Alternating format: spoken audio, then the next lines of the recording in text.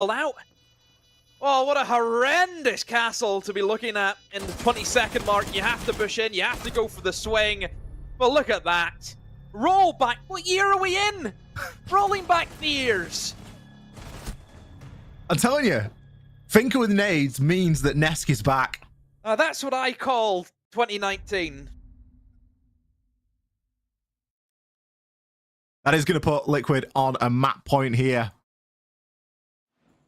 That's what we talk about when we talk about the duo that is Nesk and Palu. Because it isn't always apparent. It isn't always evident. But there's moments of magic like that that happen. Timeout for loss. Is it a little bit too late? Potentially. Gives Liquid chance to discuss between themselves as well ahead of this important round. Well, that's a tilt round, isn't it? That's why you take that time out. Absolutely. There's no way you should be losing a 4 versus 2 like that.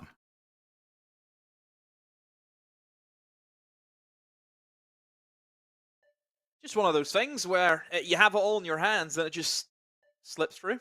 And it's not much you can really say apart from you blew it. And they did. You look at the positions where Nesk and Palu were.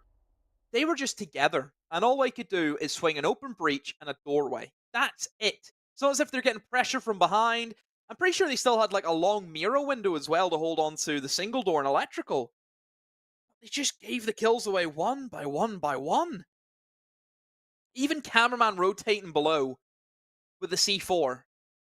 Why not just wait and then use the C4 to kill the guy as he plants behind? You know he's planting behind pillar. There's nowhere else he's going to be able to plant that avoids that mirror window apart from pillar. Therefore, as he's planting, you can C4 safely and not be shot by Palu holding onto the doorway and just simply C4 him. I don't know what the need was to go below. Just stay on site, play guns up with your teammate. You left your teammate in such a difficult position. And by the time you rotate, you've lost half the time for the diffuser.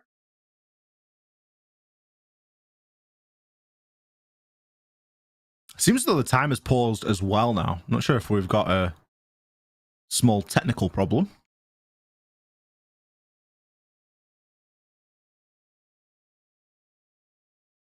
I don't think we're frozen.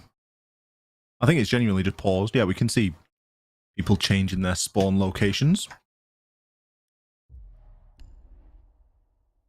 And resume. I do enjoy the not knowing, and it's just a little bit random. Downstairs is where Lost can potentially make their final stand here. Liquid are going to be looking to take this one as a 6-4. And, you know, looking back over the course of the game, if we look and see just exactly how Liquid have approached these attacks, they've definitely improved over the last couple. They've got that huge clutch factor, which obviously helps. They should not be winning the previous round. You know, that just shouldn't happen if they're 2 versus 4. But they've got that potential and they've got that clutch factor, so why not use it if you've got it and if you need to? Very explosive lineup here from Lost. They've got 3 C4s in pocket. We are seeing the nades come through this time from Liquid as well. There was a Ying threatened, but it has been 6 picked off. I was thinking for a time we're going to see a slightly quicker round, but I don't think that that's going to be the case here. Just want to see Liquid do the basics right and go for that sweep through. And lack of soft destruction, albeit they do have a couple of breach and charges, but I'd rather have, you know, your sledges in this scenario. Again, this room game is pretty loose, it looks like, from Lost. There's not a ton of them to the very top floor, but still enough that Liquid have to worry about. Cameraman in the mid floor as well. Dots, he's a brave man, playing a 1-speed Warden. Very brave man.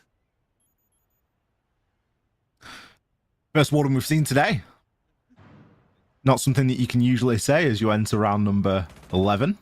Nope, not gonna have much impact. Look at the lineup. Not a smoke, not a flash in sight. All he has is just that gun, 1.5x. Oops. Cooked and all show. Dash takes a lot of damage and has to try and back away. Cameraman is there, though, eliminates Volps. Nesk, he knows where he is, just has to go for the pre-fire. It's a dead Dash. Nesk hunting for Cameraman now as well. See cameraman playing it slow, playing it patient, just waiting for Liquid to waste more time on this hunt. Cameraman happy to spend that time as well. We've got Maya just threatening on the staircase for a little bit of support if necessary. Roam clear isn't too ferocious at the moment, and cameraman's going to see even more success here. That little bit of a flirt on the staircases from Maya has worked out perfectly. Resets and Palu this time lobbing. He's going to find himself a freebie here. Palu, no idea that somebody was at the bottom of those fish stairs. It's happened again, Demo. Look at the drones that are available for Liquid. They've still got 4 drones. And we've just not used them to find out where these roamers are. A real lack of info. They're going sideways. You have to sweep from the top and not just push in through kitchen, in through aqua stairs. You need to go top, bottom. Look what happened. Sure, they killed the guy in aqua, but then a retake comes in. And Lobin, you know, cleans it up. Pretty easy round for him. Didn't really have to do a lot. Got pretty easy kills, albeit, you know, probably won't even looking at him. The shotgun from that range is always going to get your kill. Just Liquid showing us there's not a lot left in the tank, it looks like, Ollie. They're maybe wavering a bit here. Even though they are winning, I wouldn't say it's been convincing for me for how Liquid's been playing. I think it's been a bit of a sloppy start for them. I would agree. I think it's been fairly sloppy for both sides, really. I don't think we're at this scoreline because both teams have played incredibly well and countered each other fantastically. I think we're there because there's some real basics that are being, you know, missed out. Roam clears from both teams. It's been pretty poor. There's no way that you should be having people just a roamer shooting somebody in the back. Somebody that's just stood at the bottom of a staircase, just shoot somebody in the back. Yeah, you've got a man disadvantage at that point, but where's the info?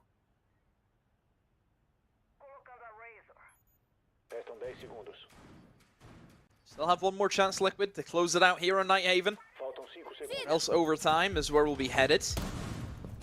Look at the lineup from Liquid, Ollie, and you can see that they have the Thermite Thatcher combo along with the Ying. They could just try and go very fast in through breaches. You know, having the Thatcher always tells me that you just want to get the breach open as quick as you can. And if you're getting the breach open as quick as you can, you probably want to use that as fast as you can also. I would expect to see a full garage clear. You know, you take control of Rafters, you can then start to rotate around, try and target, you know, Aqua side, pushing the back side of the site, along with having Catwalk, but oh, that's going to cause issues. What a jump out from Dash. Out of all the people he could have picked off, that's a great one to get. You take away Volps on the Ying. We haven't seen too much aggression from the defenders of that nature. Certainly no runouts yet. A great time to put one out from Dash. Likely that that's going to get tricked off as well. Unforgivable, especially if you're going to be bringing the Thatcher. You're going to want to try and remove any ability for somebody to bandit trick. It's the only vulnerability that you have. And with it, you've lost an important piece of utility in an exothermic charge there. Team Liquid need to try and stabilize and need to try and come up with a little bit of a plan as to how they're going to approach this. Dash is pretty low. So there is that going for them, but I mean, you're clutching at straws if you're going to be counting that. Nesk on the backstab. Can he make something happen? He's going to need to. Liquid look as if they're grasping at straws with some of these plays. Loss. Holding firm as they can. Breach in charge placed by Palu. He uses good sound coverage. Maybe. Liquid to make a play. Cameraman is on the other side of that castle barricade. Holding onto the door. Gets opened now and Cameraman has to back away, but nothing comes off it. Still don't really know what Liquid want to do. Shuffling outside, Ness rotating upstairs, Polly going below, Diffuser headed towards Catwalk. Again for Loss Ollie, look at the patience, they know they don't have to move. It's going to be Liquid who have to make the plays. Loss don't have to do that. Loss have still got a C4 in the hand of Dots as well. A Lion Scan comes out, trying to force something from these defenders, but they are locked in. They do not need to move at all. I believe that was a pre-placed C4 right there. An important engagement from cameraman 1. Maya gonna pick a second. Look at cameraman go. What a game he's had. We ragged on him for dying to that exothermic, but he has redeemed himself and then some. Palu, he was caught out downstairs, and he's now got 15 seconds to get 5 kills. And if you've seen Siege before, you will know that that is almost an impossibility. He's gonna pick one onto Lobbin, but I don't think that anyone else is going to really give themselves up. Maya going to collect that final kill and confirm that we are headed into an overtime. We are. Liquid just faltering once more. Both sides in the attacks have not been strong whatsoever. Just the fundamentals are all over the place. I really don't know what to say about either team. Just basic understanding of the map, just it's not there. You look at who gets the defense. You would fancy Liquid now, Ollie, just because they get that side start and how the game has went for both teams. I just want to see Lost just go for something crazy. You know, what do you have to lose at this stage? You can't keep doing the same thing again. That didn't work for you. Only attacks they won was on the basement. They're dealing with a top floor attack. You just get the feeling that this is going to go to an 8-7 because we've got such a defender-sided game right now. And as you mentioned, neither team having a good grasp of how to effectively attack onto this map. The 6 picks aren't filling me with confidence. It's kind of just going from one shade of beige to another. It's very bland. We're just... Oh, here we go. Here we go. Someone's painted a little bit of red on the wall demo. Someone said, no, we need a feature wall in this room. We can't just go for... We can't just go for the color that everyone has in the house. We need to have a nice red wall in this one. We're going to bring the Ying to do it. Love to see you decorate a house. I'm actually quite good at the old painting and decorating. But you're a bit of an all-rounder with some of the jobs you've had. Yeah, very handy. Tree surgeon's always one that sticks out for me. Yeah. You know, how you got that doctorate to work on trees is beyond me. But I'm sure you studied very hard for that. 7 years, mate. Old slog. I want to see Lost with something about them. Too slow has been a big issue for the attacks also, and the time management has not been good. And I think that mostly comes down to teams where if the plan A doesn't work, they take so long figuring out a plan B that by the time they thought about plan B doesn't work because they don't have the time to do plan B. That's what it feels like.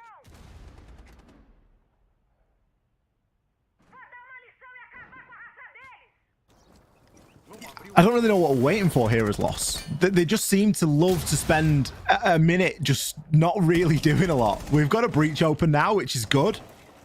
I'm not sure if we've really got anybody too committed into the building just yet. Starting to get main breach open as well. Oh, did you see that? Did you see that? He put the thermite charge on the wall, the Selma beside it, the Selma popped open, and it blew up the thermite charge also. The timing on that was terrible. Anything could have happened. You could have had a C4 coming out. Anything could have happened. Are we sure this is Lost and Liquid? Are we sure this is definitely these two teams playing? Because it feels like we're watching a much lower quality of teams here. So slow, basic mistakes like that. They're not even in the building and they've got a minute left. What do they have? Like, what are they doing? What are they, like... I don't think I've ever been on the roof of this map. This is... Ever. horrendous. And so far, we've had Lost spend nearly 2 minutes. Like, where's cameraman? He's dropped the diffuser off on that wall. They have the bandit trick. Oh! Bro, this is like... This is... I'm being serious. This is one of the worst night havens I've seen. Like, what are they actually doing? Harley's coming under a bit of pressure now as the pinch is eventually going to have to happen. He's going to find one onto cameraman. This should be an easy cleanup here for Liquid in all actuality, but no, they're going to fall. Couple of great kills coming in from Lost here. Lagonis, hello! You've got to hit this C4, friend. Go for it. It's going to land. It stops the plan dead in its tracks. 1 versus 1. He's going to have to make his way back up these stairs. It is going to be a retake. but at least he's got a bit of information to go off. The fact that this has come down to a 1v1 is criminal. Gets a glimpse there, but he's got a couple of tricky obstacles to try and navigate. Can start to push himself up, but no, gets taken out. Maya! Oh my, oh my. A calamity of errors. And somehow, Loss come away with a round. I just don't know. Like, I'm done. I'm broken. That was, I mean, the fact that that came down to a 1 versus 1 after essentially nothing happening for 2 minutes. Very, very shocking. Why did the bandit not bandit trick the double wall? Why'd that not happen? Oh. Oh dear. Right, they've put me out of my misery. I don't have to watch it anymore. They've heard the cries from Brazil, from Demo, and they've said, you know what? That's enough. I believe that we are going to remake the lobby. Seems that we've got players talking to some of the admins. I don't know what to say. I think Lost are going to be feeling pretty good. I mean, they should. Liquid just... What do you say? Look at the faces on the side of Liquid, are very disheartened. Nighthaven, right. Let's just talk about the map. And from what we have seen and what works across the regions that we've covered, around how other teams have done so, and what's the best success that people have had on it, right? On NA, for example, I see them be pretty quick with getting main breaches open, but a good deal of information with a little bit of spice, i.e. some nades, maybe the odd Jin gets thrown in there, and we see attackers do relatively well with that slow playstyle. Even sometimes a very slow playstyle along with vertical also works well if you look at the basement, for example. But whenever you look at those basements, one thing that they always do is they sweep from top to bottom. Neither team have had any interest in doing that. That's where the basement's been very bad, right? You then look towards the top floor. I take Europe, for example. Defense really abused the fact of, like, Thermite bans, for example, so you can use the impact tricks. Brazil have not chosen to do that. They've obviously just banned away no hard breachers, so having Thermite there should make the attacks move a lot quicker. So you don't have to go through that painstaking effort of having to Selma charge, or it gets impact tricked, and then an Azami clogs it up. So they should not have any issue with getting walls open pretty rapidly on the attacks. Again, both teams taking very, very long with getting the walls open.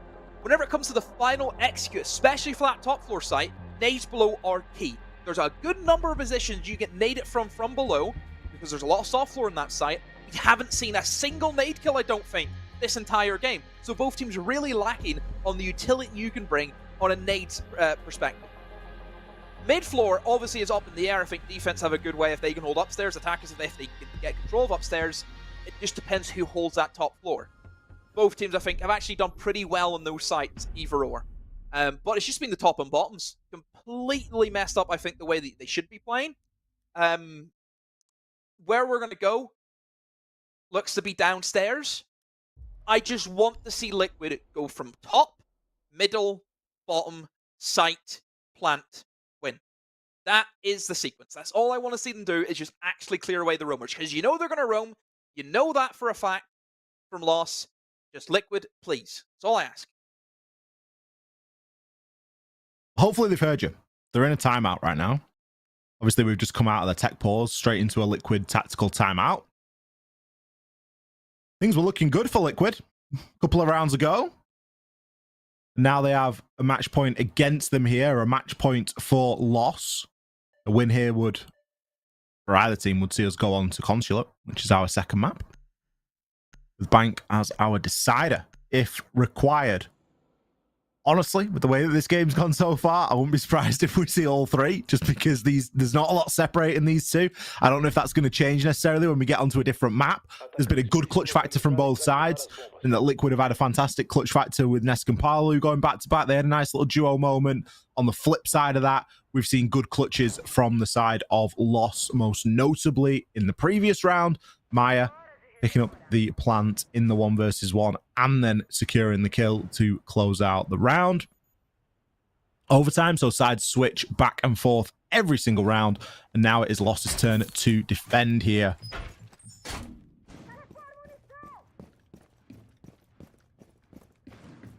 Full 6 pick for Liquid.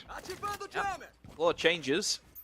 Ram makes an appearance, so an actual decent softer structure rather than breaching charges, which has kind of been the main way that Liquid have tried to deal with that. See, Ness comes in. Diana with flashes. That's always a weird one looking at that now. Diana without the nades. Let's hope.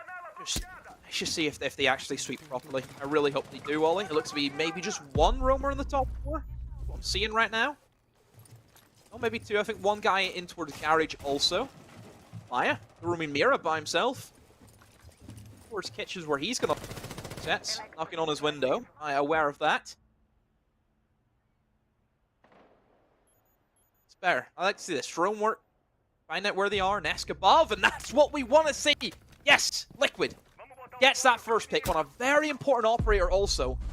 Being able to take out that Solus is very key to, I think, the success of Liquid in this round. Loss have shown that they're happy enough, Ollie, to forfeit site if needed, as long as they know that they have a Solus who can maybe try and stop that plant going down. So taking out a big win condition for Loss, that's going to set Liquid up nicely now.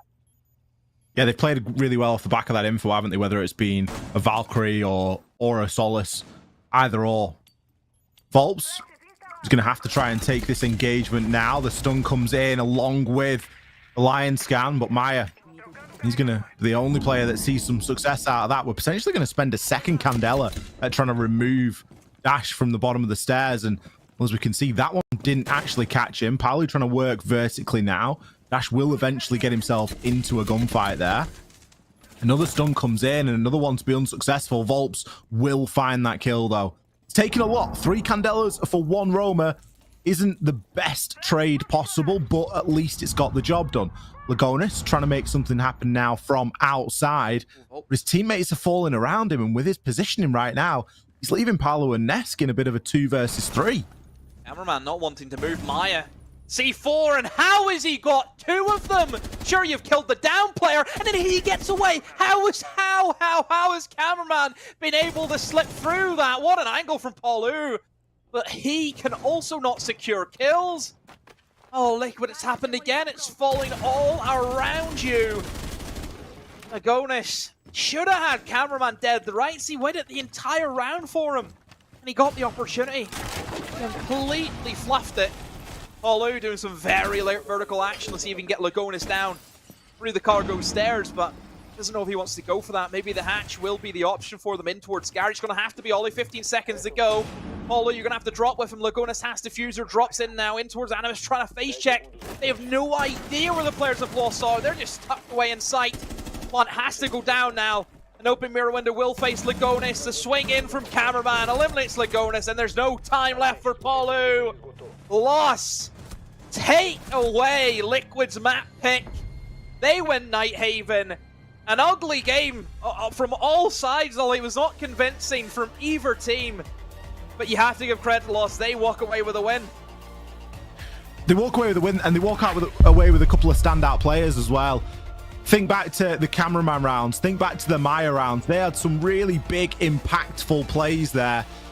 And Liquid, they weren't on the money today. Nope. Lost weren't particularly on the money either, but they got it together when it mattered the most. And I think that that's the big difference there.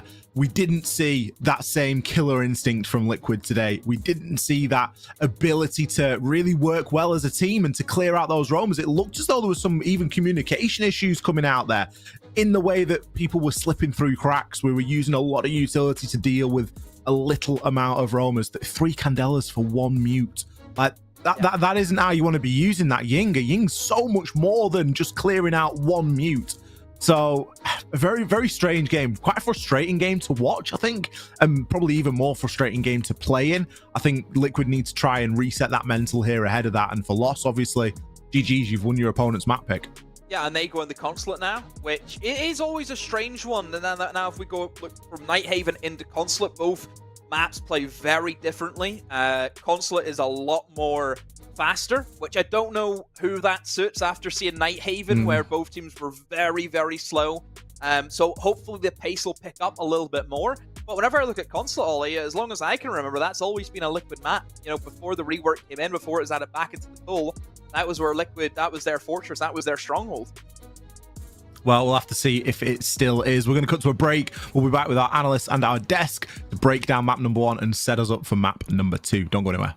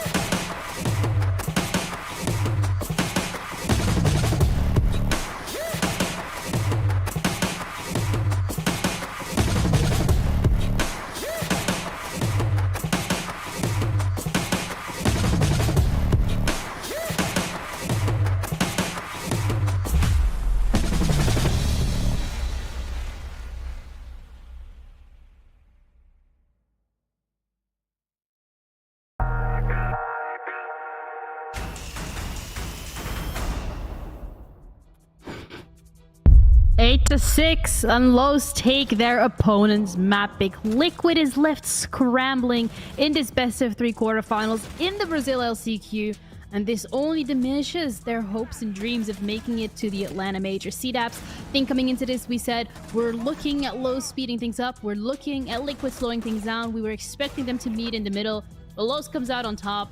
They seem to have the better grip today. Yeah, this is the Los team that's finally just hitting their stride at the right moment, and Liquid just not being the team that we want them to be. And it's been frustrating to see with this Liquid roster, but more than anything, an absolute treat to see how Los are continuing to improve at a constant pace that is finally yielding some positive results.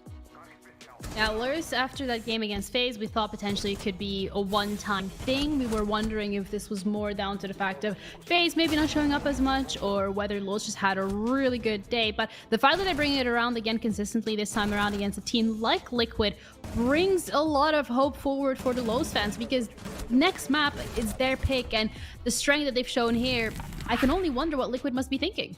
Yeah, especially because Cameraman, being one of the top players on the side of Los, has been struggling so much in this stage on a new team. All of a sudden, he's coming and fragging out of his mind, really putting some of the high-level fraggers on Team Liquid into the dirt, as well as a lot of the IGL calls that you saw on the attacking side for Los in their 2 rounds that they won were pretty impressive. And even overall, with the comeback on the defensive side to push it into overtime, was a lot of strength for Los. Finally, in overtime, we saw them get their first defensive recovery round this stage. That is the first time that they won a defensive round without getting the opening pick.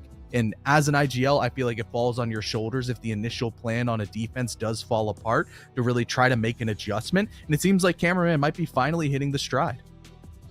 Yeah, and we're looking at Cameraman as well, 14 to 10. I mean, 1.27 rate, 23 rating. Wow, I can't even read numbers today. 1.23 rating for Cameraman. That is something incredible to be putting out there. Not just the fact that being able to get that rating, but also considering, as you said it yourself, IGLing coming into this, having a lot of pressure on his shoulders as well, and still being able to perform absolutely great. We're then comparing that to some of the higher hitters on the side of Liquid, Paolu, Nesk, not having a great game, but again, when you're comparing it to the likes of Los, it felt like Los just had their number today. Yeah, it's just that little bit of extra oomph that you had with Maya just going absolutely crazy and having high explosive rounds on the defensive side. And for Liquid, we would expect somebody like Volps, who has a very big disparity between his attacking and defensive rating, to just have been lights out on the defensive side, but it wasn't really there. There was a lot left to be desired, and you could argue maybe that one of those rounds that Los won on the attacking side, one of the 2, maybe could have swung into Liquid's way, gotten a 5-1, and we wouldn't have seen overtime. But that is a little bit of a stretch. I think overall across that game, the better team won, and Los definitely deserved to take away that map pick.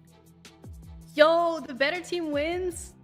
Yeah, No, yeah, I know, crazy, mind-blowing.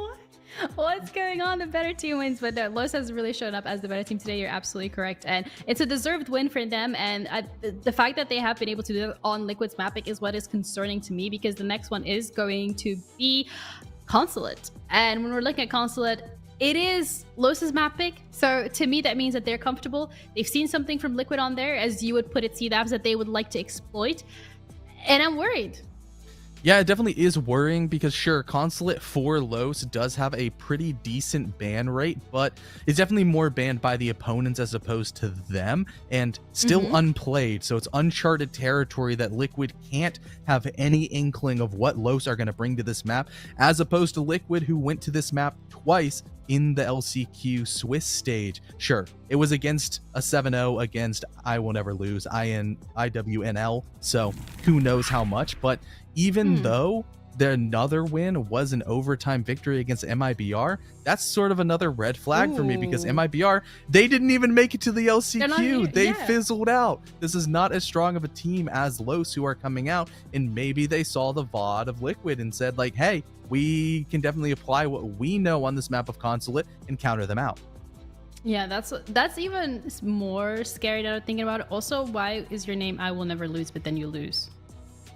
It's a whole thing. I'm not going to go into that story, but yeah, no, okay, fine. I mean, I thought we were getting some story time, some deep, hard-hitting analysis this time around. But I think if you're a Liquid fan at this point, you're probably scratching your forehead just like I am right now, thinking, what is going wrong? It didn't feel like we were seeing the Liquid that we're used to, especially on that first game. I'm hoping here that for Liquid's sake, that it is maybe just that warm-up game, and we're gonna be heading into Consulate. They're feeling a little bit more confident, a little bit more warmed up. They're ready to go. But I mean, you could have said the same thing about Los, right? Los, if this was their warm-up game and they were able to close it out 8-6, maybe the next game is going to be even quicker. It's their map pick. They're feeling comfortable on there. So a lot of worrying signs from the side of the Liquid players. So many questions as to how this Consulate we're expecting it to play out.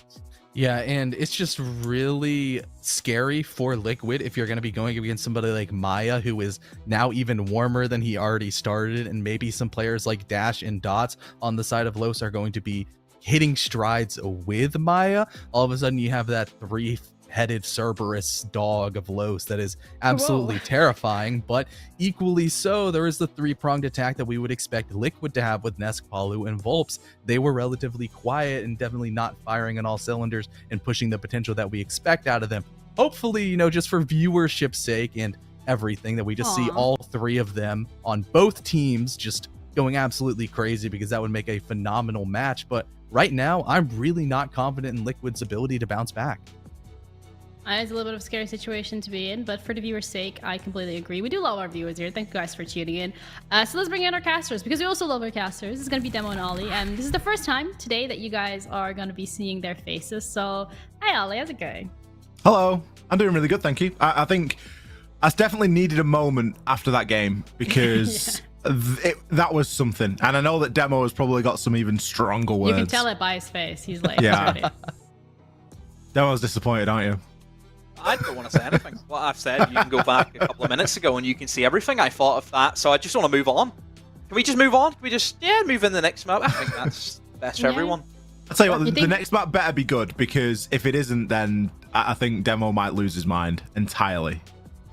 I feel like that's happened a couple of times already, so how many minds are there left to lose? But Consulate though, Demo, are you thinking this could be a different affair? I hope so. Oh no. I hope so. But there hasn't been a lot of belief, I think, for either team. Well, so I think Consulate is a little bit easier if you want to try and skip steps. Nighthaven's a lot more unforgiving. You try and skip a step, you're going to get punished. Nighthaven, Consulate, yes, you could maybe pull off a bit of a cheese play if needed, but still, I will be looking for basics from both sides. I want to see the basics done correctly. It's always point one that I want to see from teams, is that they're doing the basics right. Whenever you're looking at the new maps, that's really all you should be focused on, is getting to gripes with how those maps play out. All right, CDAPS, in terms of the basics, do you feel like what we've seen from Los was more in line with it, or has Liquid just thrown the book out the window? You know, at some points in that game, it felt like the bar was on the ground and both teams had a shovel trying to lower the bar. But at the end of the day, I think overall, you would like to say that Liquid has stronger fundamentals because of their overall success, but we haven't seen it. Maybe if we see Liquid just simplify the game, you would expect it, but Los, they were just slightly better at those fundamentals so far. And if we're going with just full recency bias on what we've seen in the last couple of minutes, you gotta say Los.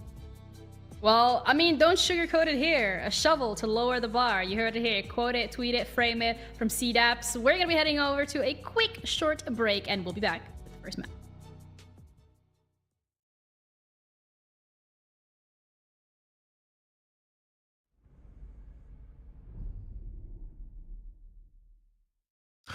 Thank you very much, Ginny. We are going to be getting stuck into map number 2 here.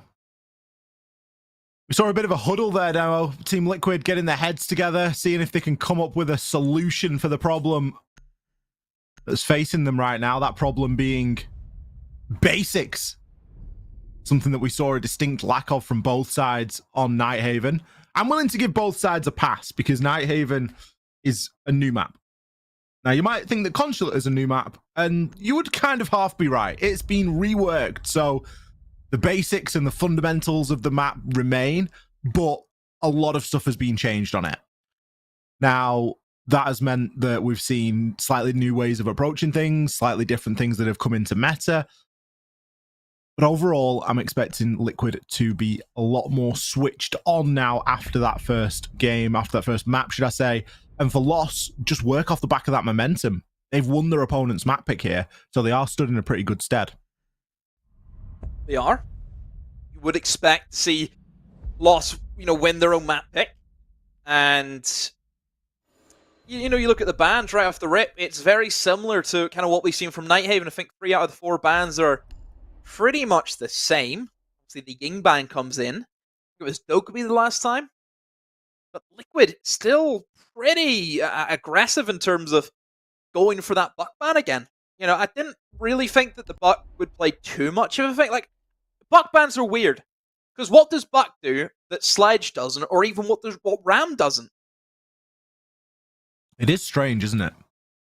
Buck bans usually come with a very distinct target in mind. Obviously, the difference being that you can shoot to open up soft walls instead of having to swing your hammer. It gives you a little bit more freedom. You can do a bit more vertically potentially, but as you mentioned there, with Ram coming in, Ram is the best destructor that we have. That it's horrendous. Setting the little robot wars drone out, and that's it. Job's done. The floor has just disappeared, and you get a couple of other benefits with that. You get a lot of confusion because the sound is just horrendous. Yeah, that's a good point.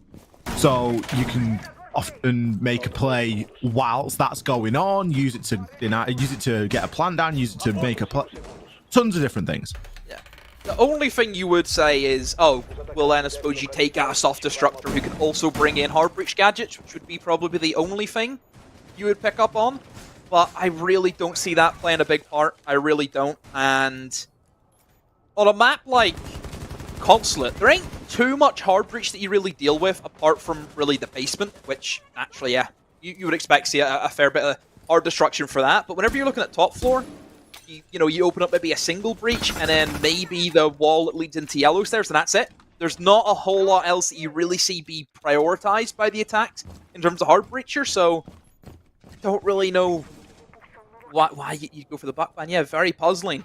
Maybe it is just because you can go below and do the up-down verticals, all that, but when was the last time you seen a buck go below and start bucking from below up and actually be successful?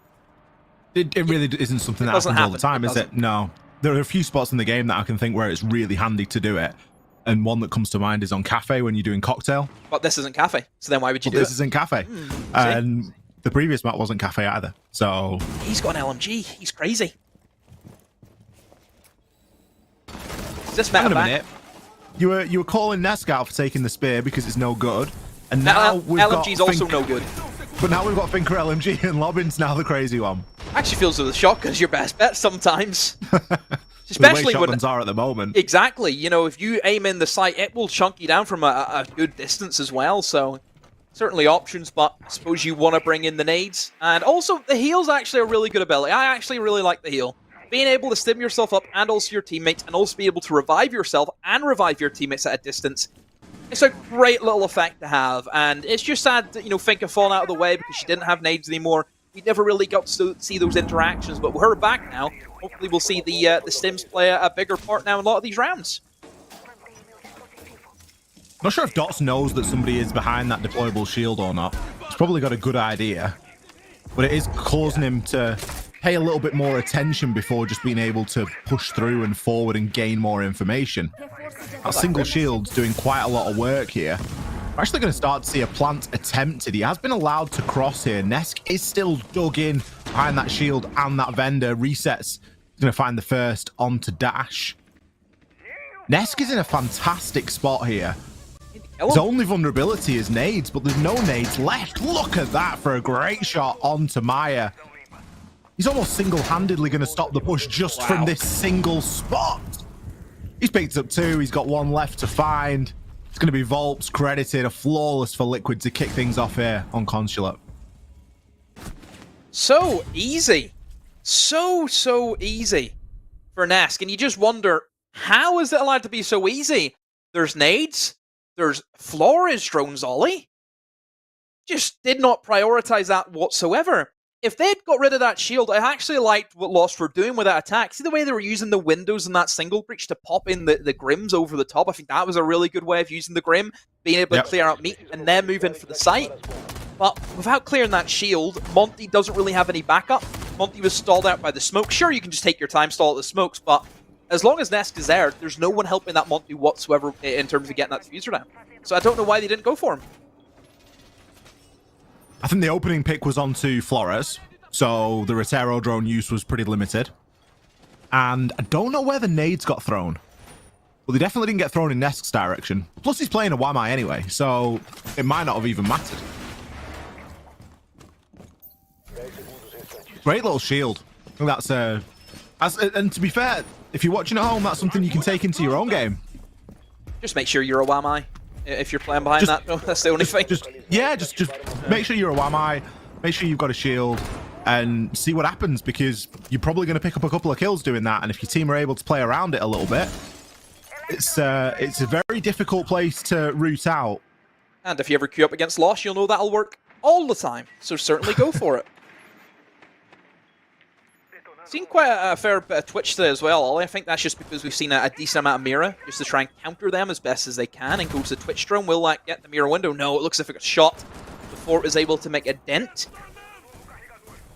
So that mirror window still towards Visa will just stop anyone from Lost wanting to move in towards that lobby, which have those double hard breach walls that you can open up straight into sight if you choose to go for it. There's a bit of a blind spot as well you can plant in. But I think we've seen the best success rate is by teams clearing from above, making sure that the defenders cannot play from the vertical. Just keep in mind that everywhere is destructible in that site. Anywhere you try and plant, you will be found out from above.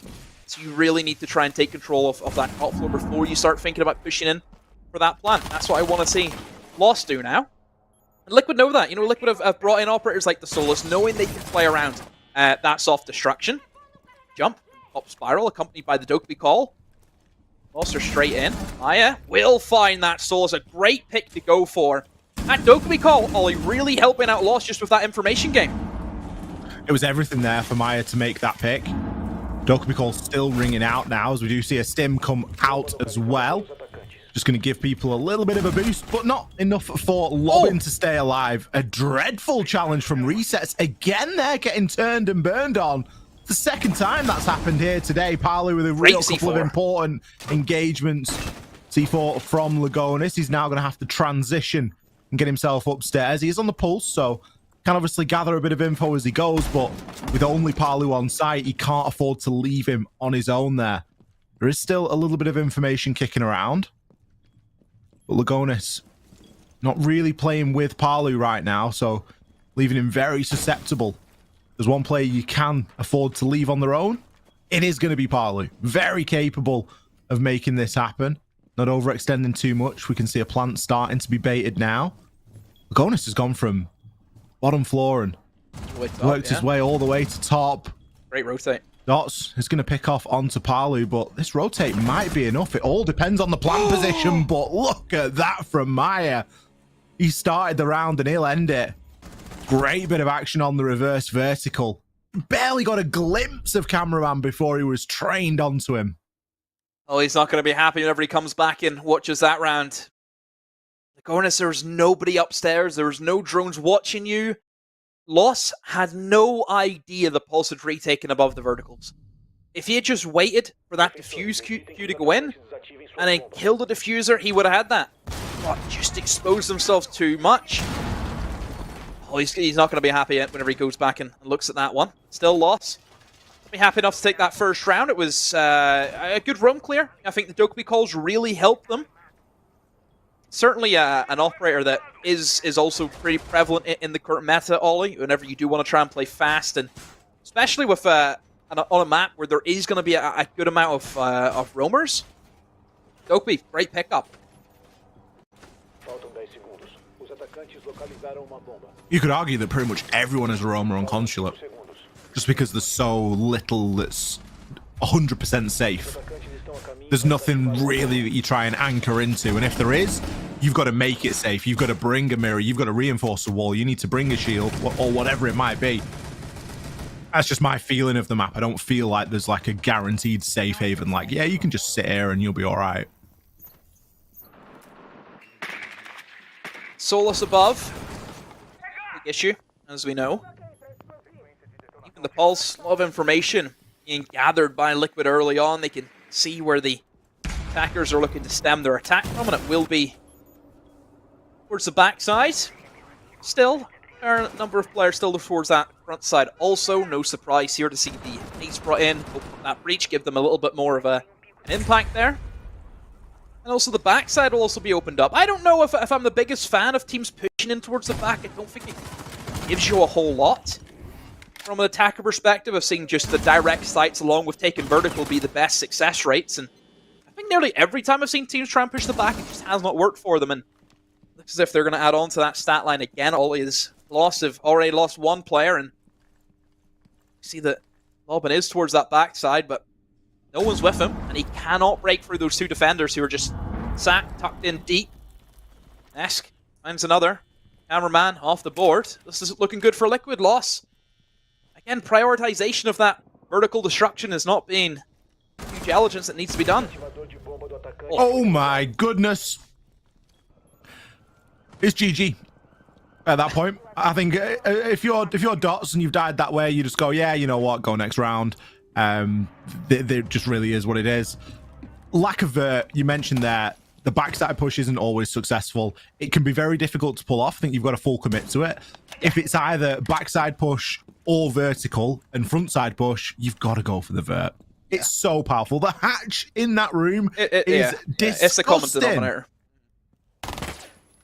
We were fusing that hatch when Consulate first came out because it was just so good to remove utility. Regardless of if they reinforced it or not, just bang a fuse on it and you could destroy ADSs, you were destroying bulletproofs, you get everything. Oh my goodness. Oh, I thought that was Dash then. You could see the outline in the headshot and I was like, I'd be fuming at that one, but it wasn't meant to be. Dash eventually gets swung there at the bottom of Spiral, and Liquid, they were ready and waiting. A little bit disappointing there. I was looking forward to see a bit more of a utility exchange in and around the breach. Get the wall open, take upstairs, get some vert done, and work with it that way. But, you know, almost a one-by-one approach in that backside. It really wasn't it from Loss. I would have loved to have seen the Ram make an appearance there for the attacks, just to do that vertical destruction. It's actually pretty easy to rip open that floor as a Ram, because all you have to do is jump in, you know the little closet window in towards Piano? You jump in that window, which is pretty easy to drone, and then you just send the Rams to do their thing. You don't even have to set foot in Piano. You don't have to risk it being destroyed from the vertical. You don't even have to actually take above. You know, you can let the roamers be, but just as long as you open up just a little bit to make the defenders in Garage move back, that's enough. The plants are pretty easy to get down. There's a number of good plant positions you can have as an attacking force in the basement. Pretty default, beside the bomb chassis, beside the pillar. You can move in just straight in for a yellow door. You can plant on the very far right side towards the car. A whole number of places you can plant if you need to, but you need to have the vertical destruction first of all to make the defenders move out of the site. That's what you need to do.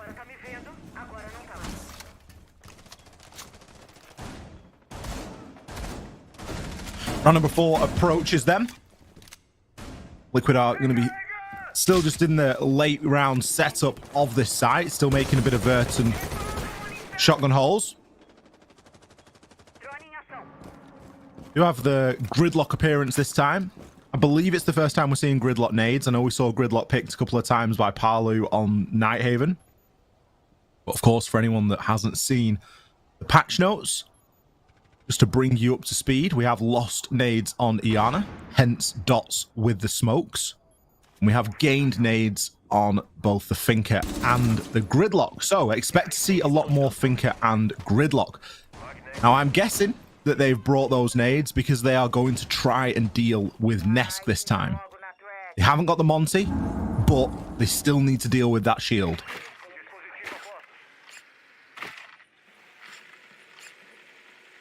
We'll move in now with the Flores drones. Opens up that desk, so no one can play behind that. But like you mentioned, the shield needs to get rooted out.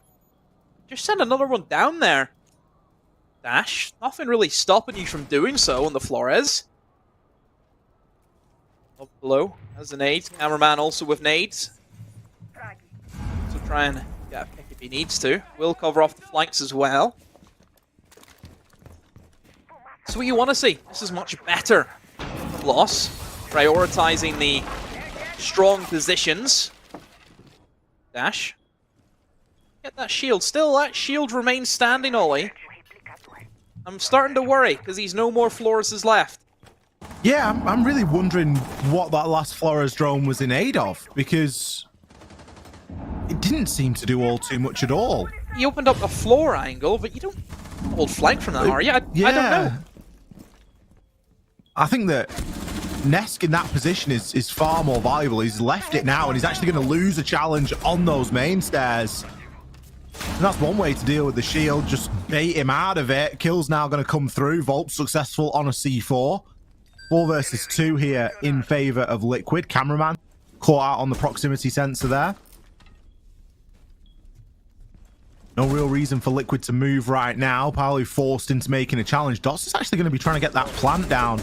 Cameraman is there with the cover. This is allowed to go down. It could only be that Liquid feel comfortable in a retake. Don't forget, they've got a bit of potential for Vert here. Liquid do need to play quite cautiously. Dots has got a great line of sight onto that diffuser. Can already start to harass some of the players from Liquid. They haven't immediately reacted to this, so they are running a little bit short on time. Very difficult engagement. Where is the rest of Team Liquid right now? It's 4 versus 2 here. Dots is going to start to come under a little bit more pressure here. An important engagement won by both Palu, but more importantly from Resets there. That's maybe a little bit closer than you want it to be, Demo. Only 7 seconds left as that round finished. Yeah, it felt pretty close. Where it really shouldn't have been. A loss, not eliminating that shield. Again, just an absolute head scratcher. It looked as if they were trying to prioritize that desk on top Spiral, so then you can actually push up Spiral without having to worry about, the 100 different peaks that you can have from that desk. But still, once you take Spiral, Nest didn't actually need to move his feet. Because they can't get to Nesk through Spiral without going through Meeting, and they can't get to Meeting without going through Nesk. So both of the positions actually support one another. But then see Nesk give himself up, and then they lost the picks. But then you're seeing just Loss fall from all different angles. We've seen somebody try and swing in the single window towards top floor Ollie. What's he doing towards that side of the map is beyond me. It just feels a little bit all over the place for Loss, and I think that's been the issue for them is if plan A doesn't work, they don't really have a plan B. I think their plan A was to try and get a pick with a nade below, use the man advantage, and then you can start pushing the different angles of the map. If you don't get the nade, it's not going to work. 3-1 Liquid right now. Looking to make it 4. Loss really need to show us some conviction here because, as you mentioned, that decision making, it's not been there. I think it was a good attempt from Dots and Cameraman to get the plant down and start to think about holding it there. It just relied on Liquid making a couple of mistakes and they would have come away with a round, which in the game that we've seen between these two teams today isn't an impossibility. There's been plenty of mistakes from both sides.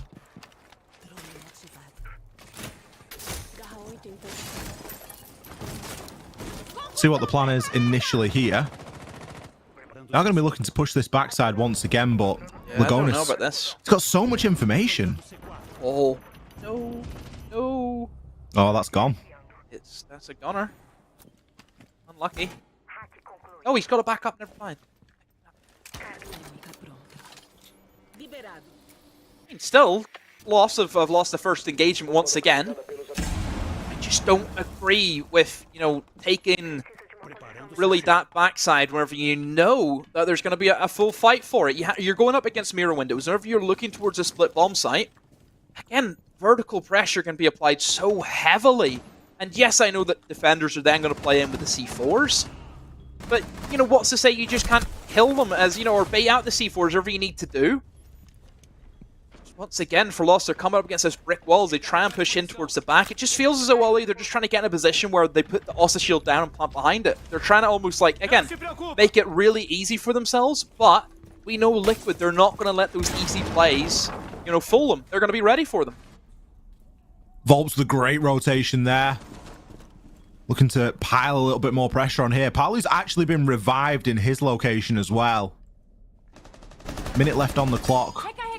Volp's just going to get tagged up a little bit. Liquid could start to think about backing themselves off this. It's quite a long-range engagement for the tools that they've got. You look at what they're sporting here. They're not necessarily the best defender weapons to be going up at this long ranges, but Reset's going to hit the headshot onto Dash, and we all know what headshots do here. Setting up the Ossa shield. Unlikely to find much and isn't going to find anything. Resets with the C4. Going to close it out. Again, a very one-dimensional push. That's really not what we're here for. Pretty much every engagement going down in the basement in the same quarter of the map. Strange stuff to see indeed. Oh, just very flat. It felt like that. They have simply tried to walk in with Ossa shields and plant behind that, but they couldn't even get in a position where they can even attempt to plant. These players who are then kind of pushing by themselves, it feels very similar to Nighthaven, where they're waiting for a player on the other side of the map to get a cheap trick kill. But they're not coming today for Lost 1. That playstyle just is not working for them. Just don't know where you put the attackers today. On both sides, the attacks have not been clean. I mean, yes, I see that Lost haven't been playing well, but Liquid still have to get on the attack, and Liquid on the attacks today, Ollie, are a different breed. Yeah, I mean, neither team have been fantastic on the attacks today. Do appear to have frozen a little bit. So have I. We're back. We are back, ready and rolling. Yeah, Liquid, they haven't been great either. I don't know. It's not like I'm sat here looking forward to see Liquid on the attack, because I just get the feeling we're going to see another 4-2 defender split. It really could be that simple. At least we see the main breach getting open now. No, it's impact trick, pretty sure. So, again, struggling with impact tricking is always going to be an issue. Need to get the Selmas in there, try and bait them out. There's only one impact trick left. They have the sledge, so you would expect to see them, Ollie, go in with the vertical action, which I want to see them go for. But then again, I see players like Lobin moving towards that single breach again. It leads me to believe they're trying to go for the split take, which I just have not seen work as of yet. The split take, I understand the principle of it, where you try and pinch into defenders on either end and they just can't stop it. But getting to those positions and setting yourself up is a lot trickier than what it should be. I think that's the breach open now with no impacts left. Lobin also uses his Selmas now towards the top floor and maybe looking to clear out any roamers that could be stationed above. From what we see, there was only one towards Copy. It's going to be Nesk. I think they know he's here, and it's a clean sweep from Cameraman. It's a lot better from Lost. This is what we're talking about, Ollie. You go from the top, you move to the mid floor, you use a vertical destruction, you then go for Garage, and you win the round. It's all. You may think I'm a crazy man, which I'm sure a lot of people do think I'm a crazy man, but it works. It really does work. It is the way to go. And with the speed that we see players and teams now be able to operate in, the time isn't even really an excuse. You've got so many tools that speed you up a little bit here and there. Much better. But again, they've not been able to capitalize on it. Breach has been opened. There is going to be an active laser gate on it. Reset's looking to try and retake a little bit of ground here. Does need to be quite careful. Immediately is going to turn and pick up Maya. A nice attempt there from Loss at a bit of a pinch, but it wasn't really well timed. Dots has got himself in, however, along with Dash. Then maybe going to look at trying to get a plant down now, but a bit of an overpeak there. And it's all of a sudden left Dash in the clutches. 19 seconds left to go. Finds one. Cannot pick the final two. A little bit of overpeaking there from the side of Loss. I think if they just backed up a little bit, yeah, it starts trying to get that plant down under the cover of Dash. Yeah, I mean, they were able to take Garage, and that's where you want to be. You get that diffuser down. I wouldn't say that's where they lost it. Like, even if they get that plant down, I still wonder, how do they hold that? Because they don't have any vertical destruction above, the diffuser to hold it. And also, they've lost 2 players towards the backside. Because again, this team are so headstrong in trying to go for the split take that once again, does not work. It just doesn't work. I don't know what the obsession is. Even if you get yourself into server, you then have to work your way either through blue, where again you have 2 different doorways looking at you from that perspective, or then you have to walk in towards the long corridor, which is equally as difficult, because not only is it a long, difficult corridor, but again, there's multiple ways you can get swung from.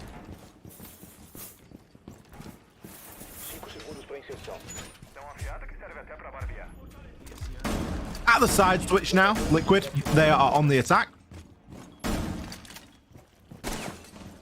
I'm hoping it's going to be much better here from Liquid and that Nighthaven was just a blip. Because they've got a 5-1 split. Let's not see another heavily defender-sided map, please. Or if it is defender-sided, let's it be for the right reasons. Loss. Start off nice and aggressive there. Always a lot of opportunity for some early aggression on Consulate. Picking up Palu. Not a bad operator to remove either. Flores drones, you're going to want some value out of those Roteros. I don't think that poor old Palu got a chance to throw even one there, so decent amount of utility has been lost from those attackers. And of course, a gun. Not one that's firing too well, though, as he's only 1 and 4. Instead, Nesk is going to be one of the players doing a little bit of work here on the Liquid side, but it's kind of overshadowed quite a lot by Resets and Volps. Currently both sitting with 10 kills apiece. Yeah, 10 and 1. Top of that. See now that Liquid just looking to gain control of that admin side and also open up that main breach as best they can. Yeah, mute jammer possibly on the breach, and yes, that is going to be the case. They have to try and maybe go below and get rid of that, but what a run out. What timing there from Lobin. Takes advantage of Resets having to go below. And now that breach, it looks as if it's going to be remained shut now. Everyone else towards admin, towards Spiral, is where Lagonis will try and push in towards and clear out with that Monty. Cameraman. It's a good deal of damage to Liquid. Takes down Nesk and Volts.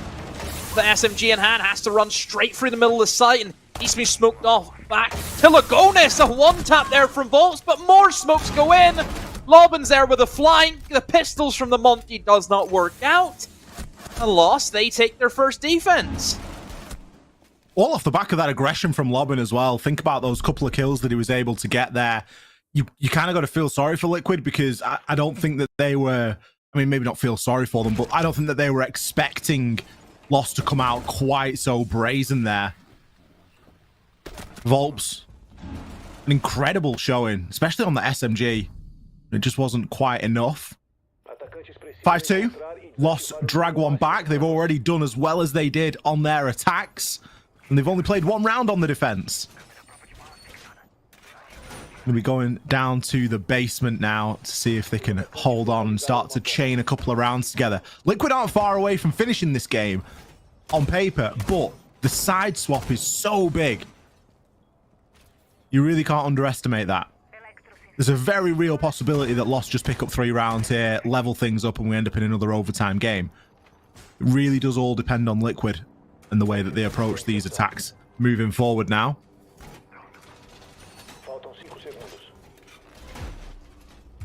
Not sure about the Monty pick demo. I think I like it.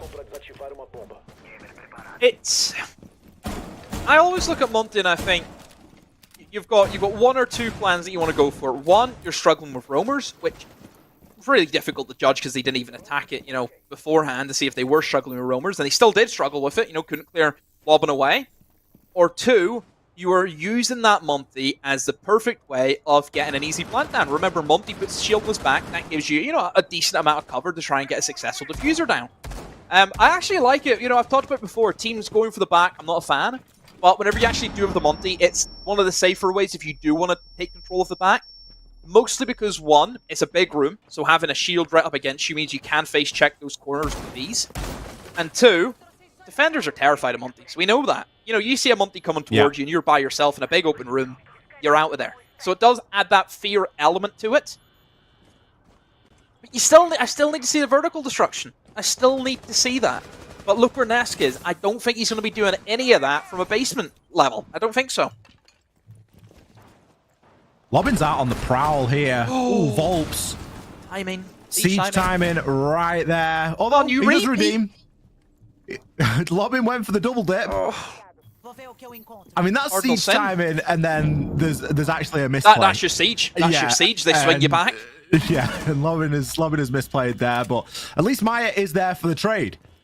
Volps will fall, and with it, the door could be phone calls.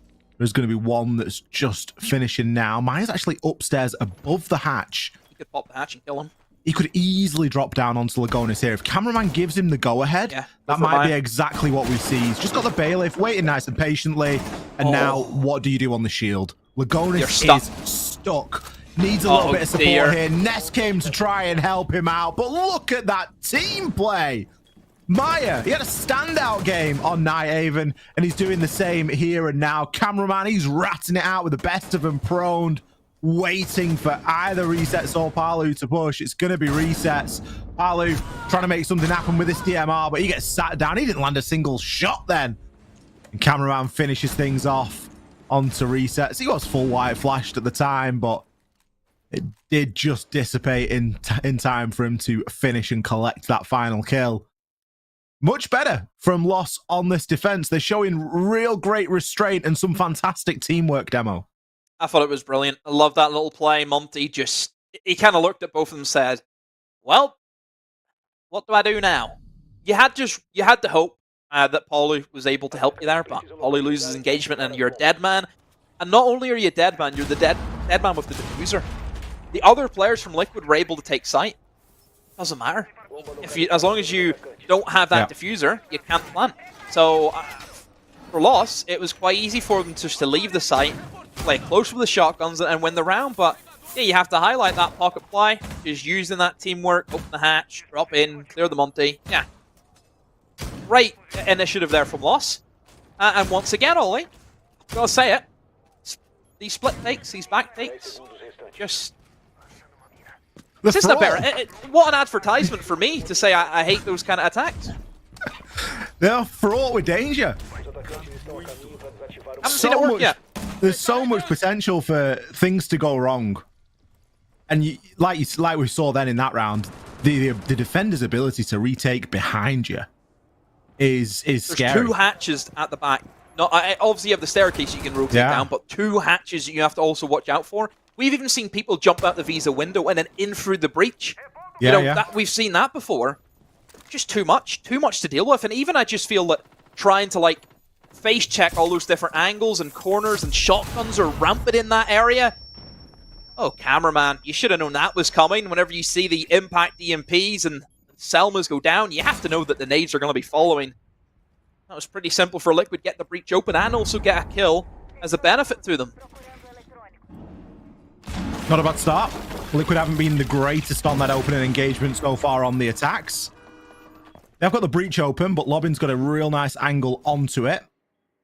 So they are going to need to pivot off that now, which I believe they have done, and start to work a little bit of this vertical. And again, it comes back to that. Well, you kind of really need to start from the top floor because, again, there's so much vert and so much potential. A little bit of drone work going in now. Nesk and try and make something happen. I get the feeling that Liquid are playing pretty separated right now, and yeah, they are. Well, Nesk, he's just going to walk straight into Lobin. Lobin can just reposition himself, and he might even go for a bit of a run out here. You never know. Wait, the opportune moment. Lagonis does swing, but it will be Resets who wins. Lobin goes down. Solus off the board. Good pick. Whenever you want to try and get that plant down, always keep in mind of who has that diffuser. It will be Lagonis. Lost now, a little bit scared where they were positioned. Have since then rotated now into sight and can't really play from below, Ollie. They don't have the operators to do so after losing that Solus. They don't have the soft destruction. They have to try and play with guns up, and yeah, they're going pretty aggressive for this, Ollie, trying to get the kills back, but Maya could cost you. It's away there. No damage dealt to either side in that skirmish. Resets. He's actually in a good position, Ollie. He could just walk down the stairs and try and explode in towards Visa if he can. Some of the Dread Mines just getting repurposed now as one activates and one is deactivated just to ensure they're in the right position. Dash. Not in a bad spot here, especially with that shotgun and a pinch that's going to come through just beautifully. Again, comes down to this team play. Dots going to do a number and remove Palu there, but Lagonis is going to be able to get the plant down, and as you say, there's nothing that's going to stop it. Lagonis might lose his life here in the engagement that follows. He will just do exactly that. Volps, though, has to now try and hold on. Dots is going to get challenged immediately. Volps, you can't peek that again. You need to wait for your teammate to get into position. This is so winnable right now. Volps is 1 HP. Resets and Volps might have just thrown this one. Volps is so scared to take the engagement. He's got to land one shot. All you got to do is stand your ground. I don't know. 4 rounds in a row. Who's the culprit there? Out of resets and vaults. Whose fault is that? There's no communication. I think they're both guilty, Your Honor. I don't know why Volps is swinging like that whenever he knows that resets has, you know, a brilliant angle to hold on to it. They are both guilty. Oh. I mean, Liquid did everything right there until the end. They were able to see that, hey, they can't really stop us from planting. We eliminated their Solus. In goes the plants with no real issues there. And then just to see them toss it away to one man in such a blink of an eye is incredible. I mean, Volps and Resets are trying their best. I mean, lost. They were the guilty parties from the last round. I mean, obviously, but you still have to look at the kill distribution. You've got 13, 4-5-1. Parley 1-1's a bit of a problem. You look at these stats and you sit here and think, how on earth are lost even in this game? You know, there's no one there who are playing, you know, 9 rounds, only the highest kills is 6. But, boy, oh boy. A bit of a blunder is an understatement. Attacks today, just being... Sum it up in one word. Everyone, join in this. How would you sum up the attacks of both teams today after what you've seen? In one word, sum them up for us. What are you going for? I've got one too many words in mine. A couple of words we can't broadcast for some people out there as well. I'd just go with dreadful, I think. Dreadful. Yeah. Because they fill me with dread. Every time the round starts, I'm just dreading what the attackers are gonna pull out this time. Deary me. Oh, Team Yellow on the other side. Blitzfinger and Lion, all notorious Russian operators, Ollie. Combo that in with a bit of flank protection from Gridlock. And a Dokkaebi call. We have got certainly a big old heavy executed strategy. What game plan is, we will get to see. Whenever you have a blitz, the best way that we've seen blitz be played on the top floor anyway has been either in through Spiral or jumping in towards Yellow Stairs and clearing that out. It would appear that they're actually on a hunt. They're looking to clear out Lobin, who has been a bit of a nuisance. Sure, he hasn't got the kills to really back us up in that statement, Ollie, but just that presence of him being here has really caused, you know, Liquid quite a few issues, and the information he's been able to gain also has been second to none. If only he would use his scanner to see that a blitz is just barreling towards him right now. Oh, you're dead. Goodbye, Lobin. Lobin gonna get pushed, but immediately hits him with the headshot. Resets. How have you let that one go? I tell you what, Lobin, you can have that for me. I love that. You know you're dying to the nade, so all you do is just pre-fire 2 angles, because the way Liquid have been playing, you'd probably pick one up. So it's not a bad 50-50 to go for, really. He's done his job there by taking out Resets. Where's the team play, Demo? I mean, I looked at the lineup and I thought to myself, yeah, it's all well and good bringing this, but you need a good amount of team play to make something like this work. I'll be honest, Ollie, that play right there has nothing to do with team play. That is, you know, that's one of the 7 deadly sins that he's just done. He's just on ADS at such a close proximity. Just hit him with your shield. It's so easy. You won't be able to do that for much longer. Don't forget, we've got a big change coming very soon for Blitz and the way that he's going to be orchestrated as an operator. So still get those Melians while you can. I don't know why you just not running at him, flash him, hit him in the head. It's so easy. But he unshields. You unshield at that range. He's a fool, and he deserves to get punished for that, because it just should not be happening if you're playing Blitz. Now they need to try and rush in now without the use of that shield, which I'm sure they would have loved to have had.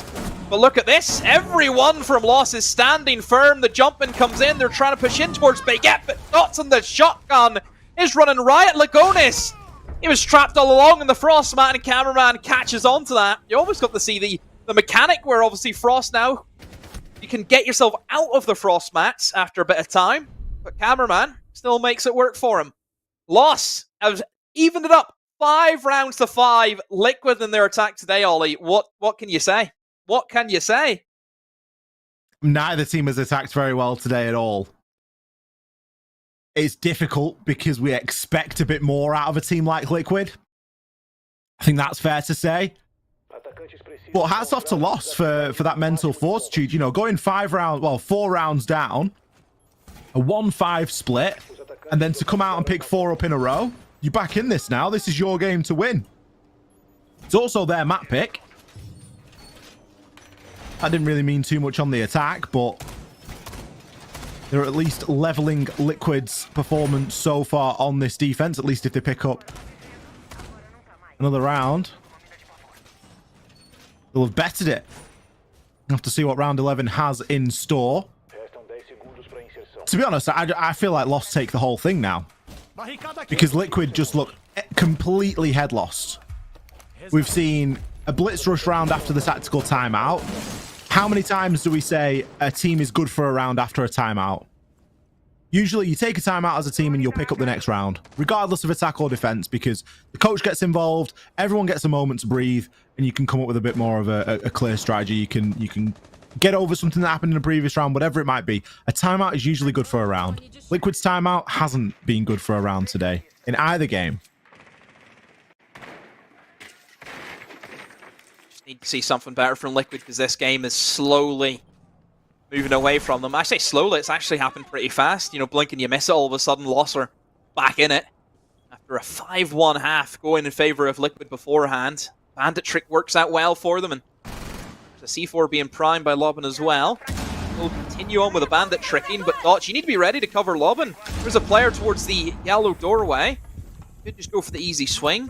If the breach will get opened up now, resets can go ahead and cover off those flanks. Looks to be a much more direct take coming out here from Liquid, and you would expect so whenever you see operators like Glaz come in and plenty of smokes on the side of the defense, and oh my word, Dash, how's he got away with that one? Just punches yellow window, finds Nest lacking. Oh, that's a massive pick for Loss. Down goes Nesk, down goes a good player you'd like to have for those executes. Maya on devolves, the Glaz is gone. You didn't even get to use that operator the way you wanted to. Liquid today, Ollie, just not at the races. Everyone's dying on their own. Where are the trades? We've barely seen a direct trade where it's usually been a trade that's happened elsewhere on the map, and we just call it a trade. Palu going to pick up his 2nd kill of the match in round 11. But Lobin, look at him go. He's tearing through everybody. Palu, you've had a quiet game so far, but this could be your time. You've got a minute to work with. You've got a good idea as to where one of them are, but you're going to get peeked from every which way. The default camera's still on you. Here, he's got himself into security. You don't need to shoot the C4. You'd killed the man. Dash. He's going to put him out of his misery eventually. Couple of impactless kills there. A couple of exit frags. The Liquid has lost. Catapult themselves to map and series point. I didn't get to notice it until it was kind of too late, but they didn't even open the breach. They had issues with a bandit trick. They were able to clear away the bandits, so they were able to get, the thermite charge on the left-hand side of the wall, and we heard, the sound of the thermite charge going off, but there was a C4 in the middle of it that was actually able to clip the thermite charge and blow it up. That's where we're at with Liquid. You can't even get the breach open. It's... We came in here today, Ollie, the very first round, we said this is everything for Liquid today. They're a team that are just massive organization, massive team in the history of this game. They need to be at every major they can. They need to be at the next major, yada, yada, yada. They're runners up, that whole spiel. They came in today against a Loss who I would say haven't been great. I mean, certainly map 1 wasn't great for them. I actually think they've looked really good in map 2, in terms of their actual team play. It's really came together for them. Yeah. But still, Liquid should be defeating, everyone in this bracket. They should just be walking this the same way we talked about it in the same way with G2. But Liquid, whenever push comes to shove, this always happens to them. Liquid always go for a period, Ollie, where things just go from bad to worse to horrendous.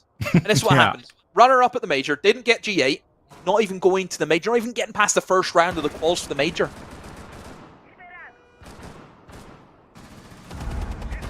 Certainly not looking good. And you got to wonder what the problem is at this point. Cameraman, Done a great job there of soaking up a couple of nades and getting the bandit trick off.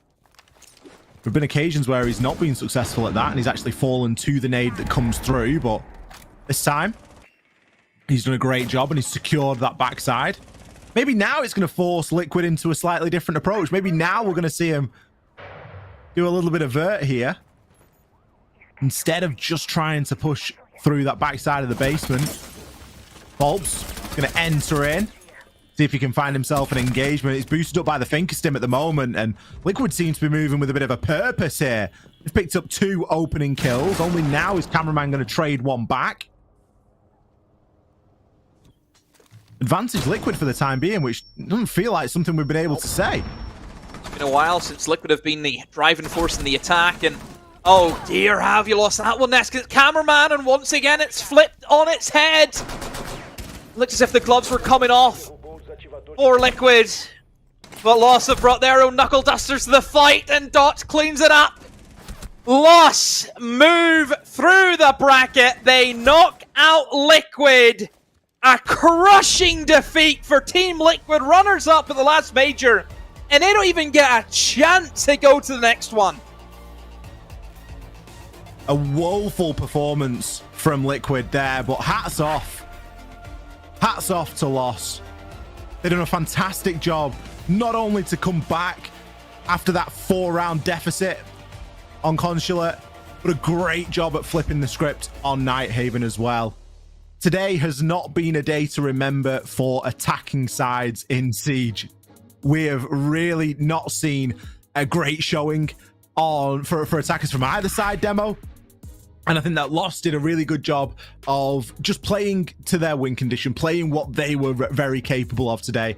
And they had great control over that game against Liquid. I think, you know, as soon as they got themselves onto the defense, we just saw Liquid start to crumble, didn't we? Liquid didn't take a single attack. They got swept 6-0, you know, swept. Yeah. Not even a contest, but you have to give credit to Lost. I think in the defense, their team play was second to none. Some of the best team play we've seen in quite a while. So you have to give credit to Lost. They're going to keep moving through, and all of a sudden it feels as though Lost are now new favorites after knocking out the behemoth that is Liquid. We are going to go to the desk. They're going to break that game down. They are going to set us up for our next best of 3. Don't go anywhere. We have the desk coming right up. The desk is here, and we are just as shocked as everyone else. They were down CDAPs 5-1, and they bring it back. They literally did that 6 rounds in a row to close it out, and they sent Team Liquid home. This is the end of 2023 season for Liquid.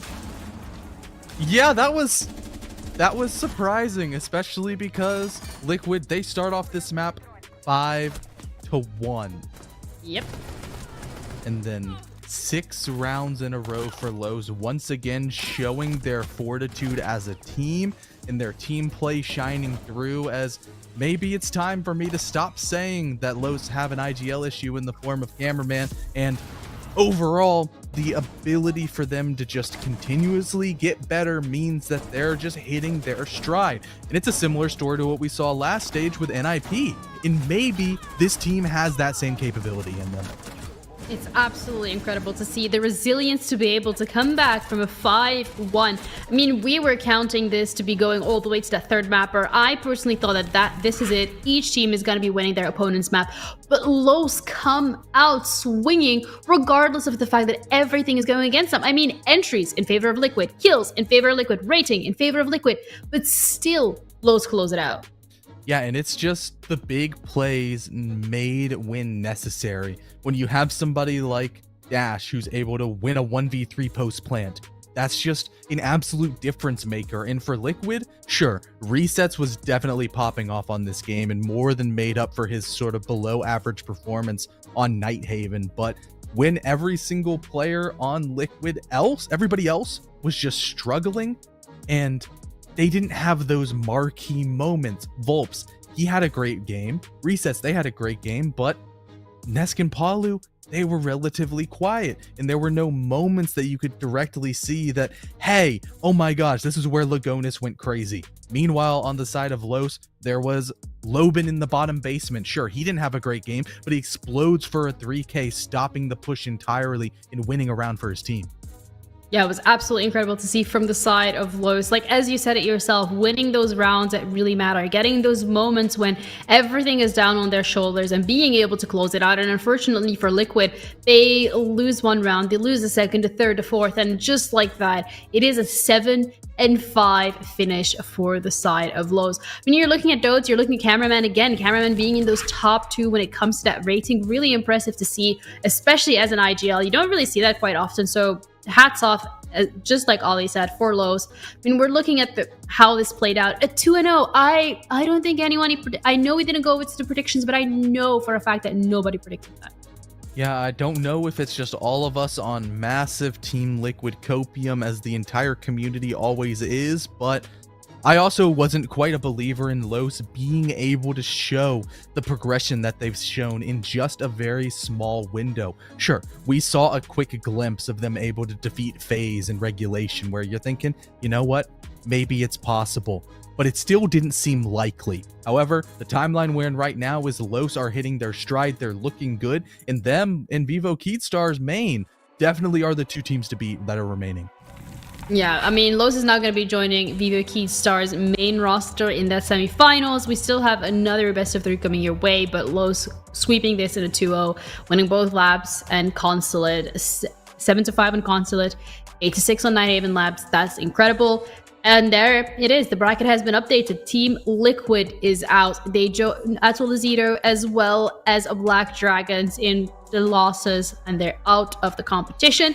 Now we have 3 teams so far secured for the semifinals, 1 more left, and that's going to be E1 Sports against Miners. Now, this is a team we've seen them play before. I mean, Miners, day 1 was lovely, but again, it's obvious, like literally anything can happen here, C-Dub, so who knows, it might be Keystars Academy against Miners in the semifinals tomorrow. You know, that would be the most unlikely situation where we can sit there and hope that, hey, E1 should win this game. But yeah, at the end of the day, so Black Dragons beat them in the deciders, and then they fizzled out. So we don't know what level of E1 we're going to see, and we're going to have to kind of wait and see. Absolutely, and you're going to have to wait a little bit as well before we're back with the second series of today. E1 Sports against Miners coming up right after the break.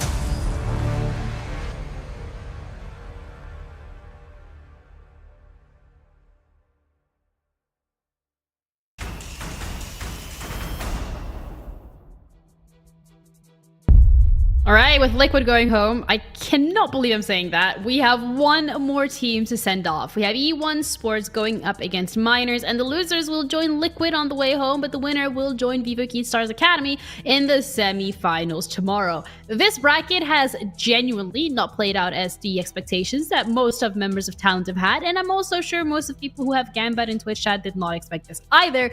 But you know what? Expect the unexpected seems to be the theme of this LCQ and CDAPS. Do you want to change your prediction for E1 Sports against NetShoes Miners? Part of me logically wants to, but no. No, I think E1 has to take this. NetShoes Miners have hurt me a lot in the way that they've played, but hopefully, just like every other team, like Los, who we had so many moments that we were watching them, we're like, oh my gosh, why is the team playing at this level? On the wrong way of that, on a low level, all of a sudden, they just kind of reinvented themselves over the span of this open qualifier and have hit strides. Maybe NetShoes Miners have done the same. It's within the realm of possibility, certainly.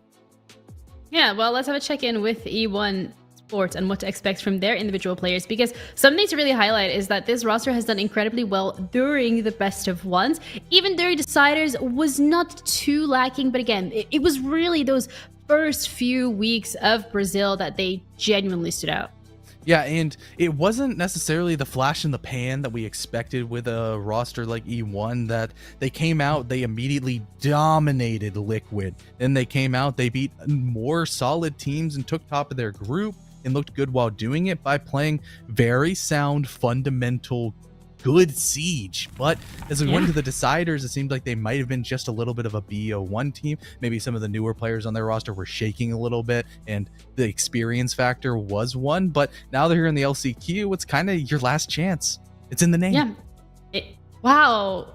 Look at us, just really bringing out nothing but cold, hard facts today. I don't have those cold, hard facts. It's the fact that E1 Sports did not compete in Stage 1 or the Atlanta Major, but Stage 2 for them has been, I don't want to say rocky because they were off to a great start, but it's been on a downward trend since then. Yeah, it definitely has, because through the group stage, they were a lot better statistically, is what we saw in the deciders. We had this same graphic, and on the left side, that blue column, numbers looked a lot better. It was a dramatic decrease in the attacking capabilities of this roster, as they went from 46%, which is solid, it's not bad, all the way down to 34 in just a couple of maps of play, because they were just overall not able to do anything attackably. Still, on the defensive side, that is their strength. They are very solid defensively in pretty much all parts of the game, and it's because they're a nice, slow and steady team. I think that they can maybe even get a little bit slower, because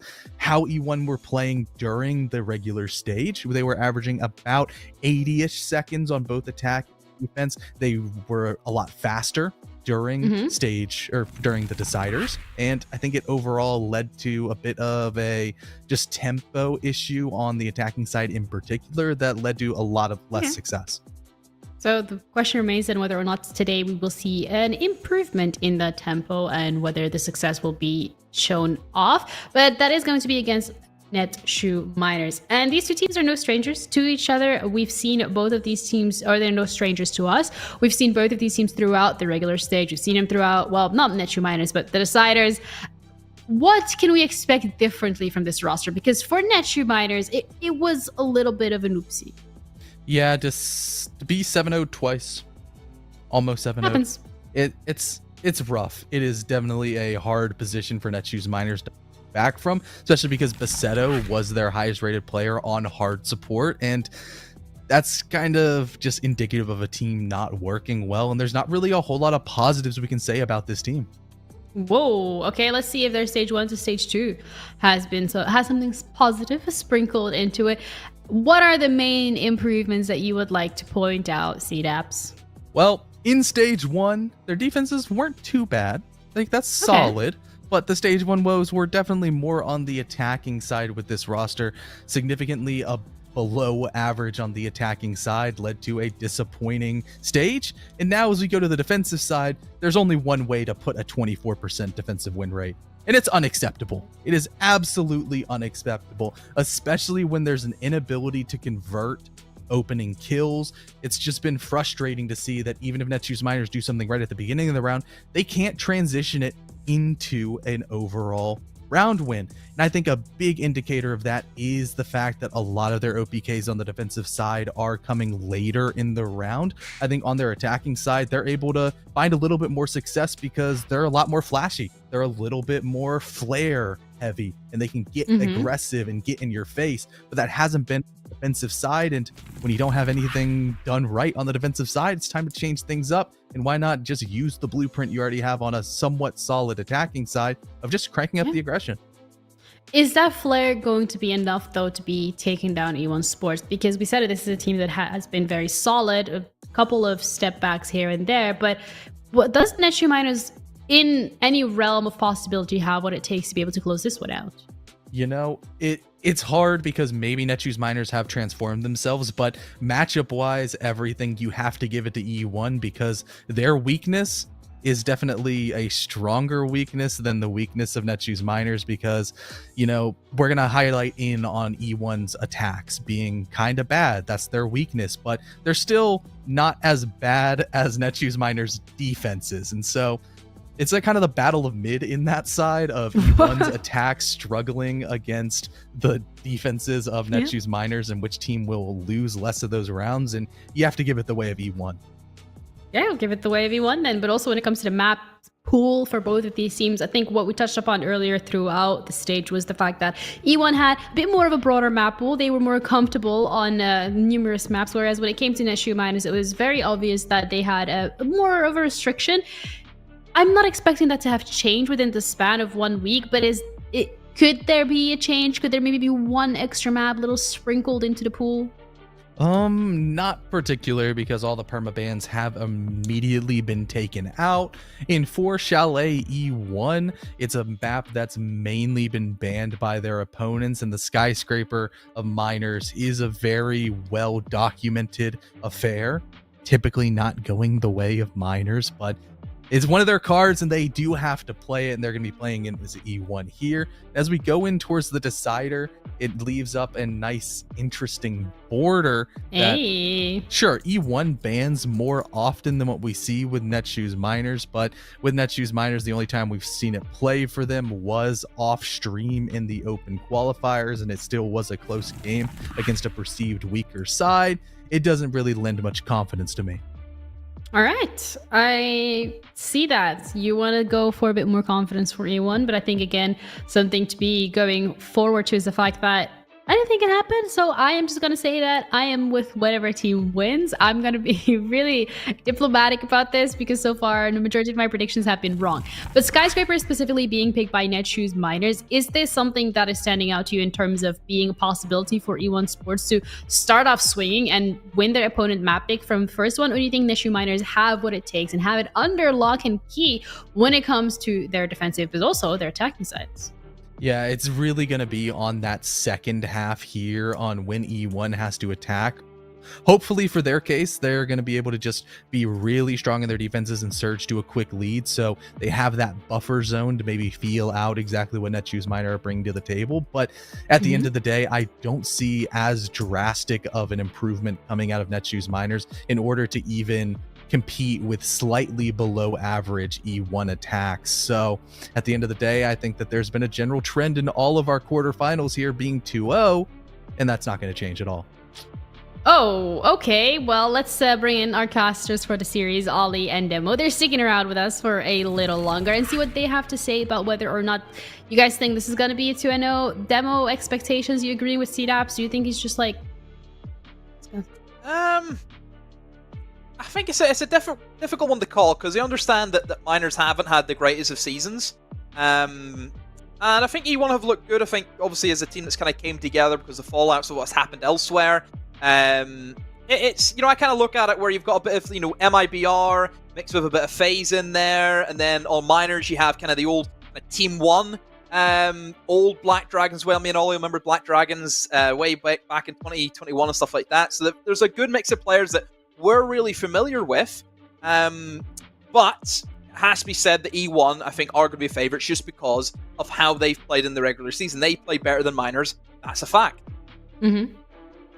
All right. I mean, all our predictions seem to be on E1. That hasn't really changed. But Ollie, when it comes to this matchup particularly, are there certain expectations that you think Netshoe Miners is going to meet? Or do you think, like as CDAP said earlier for the series today, the bar's on the floor? I mean, I think one of the more important things about Siege is the underdog story. And I never like to count them out, Ginny. So I hope that Netshoe's put in a good performance today. All right. Well, as we're going to be heading into the game, I'm going to give it over to you guys, Ollie and Demo, to cast. So enjoy the game. Thank you very much, Ginny. Second best of 3 is going to be getting underway right here, right now. We got E1 Sports versus Netshoe Miners. We're going to be headed to Skyscraper for our first map. Have we had time to emotionally deal with the first series demo? Are we feeling ready and raring to get stuck into series number 2? Oh, no, I mean, that's like, what, the 7th time in my life I've seen Liquid choke whenever they should be winning. So I'm used to it.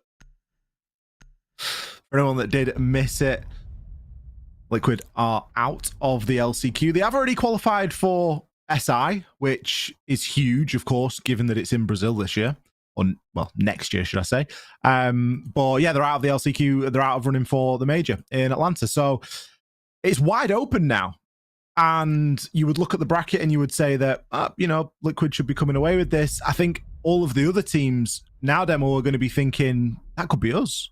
You know, there's nothing really standing in our way now mentally that's going to be a big hurdle to get up against. Obviously, Liquid is a team that comes with that level of sort of intimidation. And now E1 Sports and Netshoe Miners are probably sat there going, we get through this game and we just focus on, you know, we know that we've not got a horrendous opponent up and coming. We're just going up against teams of our similar level. Yeah, it's really all to play for now in a free-for-all environment without someone with, you know, that juggernaut armor that is Liquid. But this will be an interesting matchup. You know, look across the names, Ollie. We're familiar with all of them. All, you know, teams together who would have fought. You know, Astro and Sexy Cake would have been together, and throw Lucan in there as well. It's quite a weird mix. And then you've got, you know, Neskin and Levy, you know, hitting it up with, you know, coaches of NIP in the form of Mighty, STKs in there. You know, these are players we've known for a long time, Ollie, but to see where they've kind of ended up and the kind of mismatch that we've had, I think certainly with Brazil this year has been crazy, just where everyone's kind of been scattered around. Yeah, I'm getting serious Santos vibes. That'll be a throwback name that you'll remember. Besetto, of course. Besetto for a time, was he on Liquid? Black Dragons? Was he not? Or I can't remember where he I'm pretty sure he was Black Dragons. He made a big change, I know that much. He was definitely, I'm pretty sure he's Black Dragons. Because I remember they went to Young Major and they played the quarterfinal. So tons of pedigree on both sides, and this is really a melting pot now to see how everybody stacks up. Obviously, you've already mentioned a couple of legends that we've got in the server today in the form of Astro, previously of FaZe, Sexy Cake. Everyone will remember Sexy Cake, I'm sure. So Tim certainly hasn't. Who hasn't? Tim. Oh, of course, yeah. Classic. So yeah, I'm excited just to see, you know, some of these players that we haven't really had the courtesy of casting in a while. I'll just go at it again, and we will kick things off, of course, with Skyscraper. This is Miners' pick. Therefore, they picked it. That means they have to go on the attack, which is always seen as the more difficult side, Ollie. And the defense just based the ban, so have a lot of fun things to play with. Mira's up, Azami's up. Those already in itself are difficult operators to go up against a Skyscraper with the amount of utility that you already need to bring on an attacking standpoint. Then have to burn through all of those strong positions that you can take up as a defense. It's quite the challenge. Neskin will use both his nades already in the round and hasn't got any kills to show for it. This is going to be difficult now, I think, for Miners going forward without the nades to eliminate players in mirror windows and Azami barriers, of course. You do wonder where they're going to go from here. You got to feel sorry for the teams in the LCQ when they've got to make these changes around the nades and bring things that they wouldn't have necessarily brought. Raps, bringing the pain. Neskin, there's barrel stuff there on the stairs with the shotgun. Levy and Besetto trying to make something happen here. They've got a minute to find 4 kills. Levy One goo mine, a breath of toxic smoke, anything, he'll be out of action. He's going to get downed anyway. Everyone can now just turn their attention toward Vassetto. Going to try and make a little bit of an entrance here, but he's a bit too loud about it. He's got a player jumped out of Geisha. He hops up. The player inside a garden gets him. Tough opening round there. I'm not expecting things to get much better for the attackers and the statistics that we've got on them today, Demo, when we see Skyscraper come out as the first map in this series, because it's a tough old map. It is. It's very difficult, obviously, on the attack. And whenever the attacking bans are Ying and Monty, which can be seen as somewhat crutch operators to help you, and just, it's a bit of a...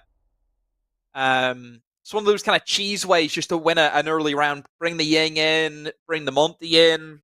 Hopefully, by the time that Monty becomes an issue, you would have had a couple of rounds under your belt. You have to kind of bring the certain correct lineup to deal with Monties. You don't have your Legions and your Smokes, and you will have issues with it. Being able to avoid them for E1 will put them up nicely in this first half. They lead 1-0. They move over now towards the office. I just look at this bomb site specifically, and I just feel as though teams have really been struggling with the roam game, and not in terms of struggling to gain control of Dragon into Drum, those certain areas, but it's how long they take to clear them out. How many times have we seen this bomb site be played where it's went down to the final couple of seconds and attackers just have to push in blindly? It happens so often. Yeah, more often than it should.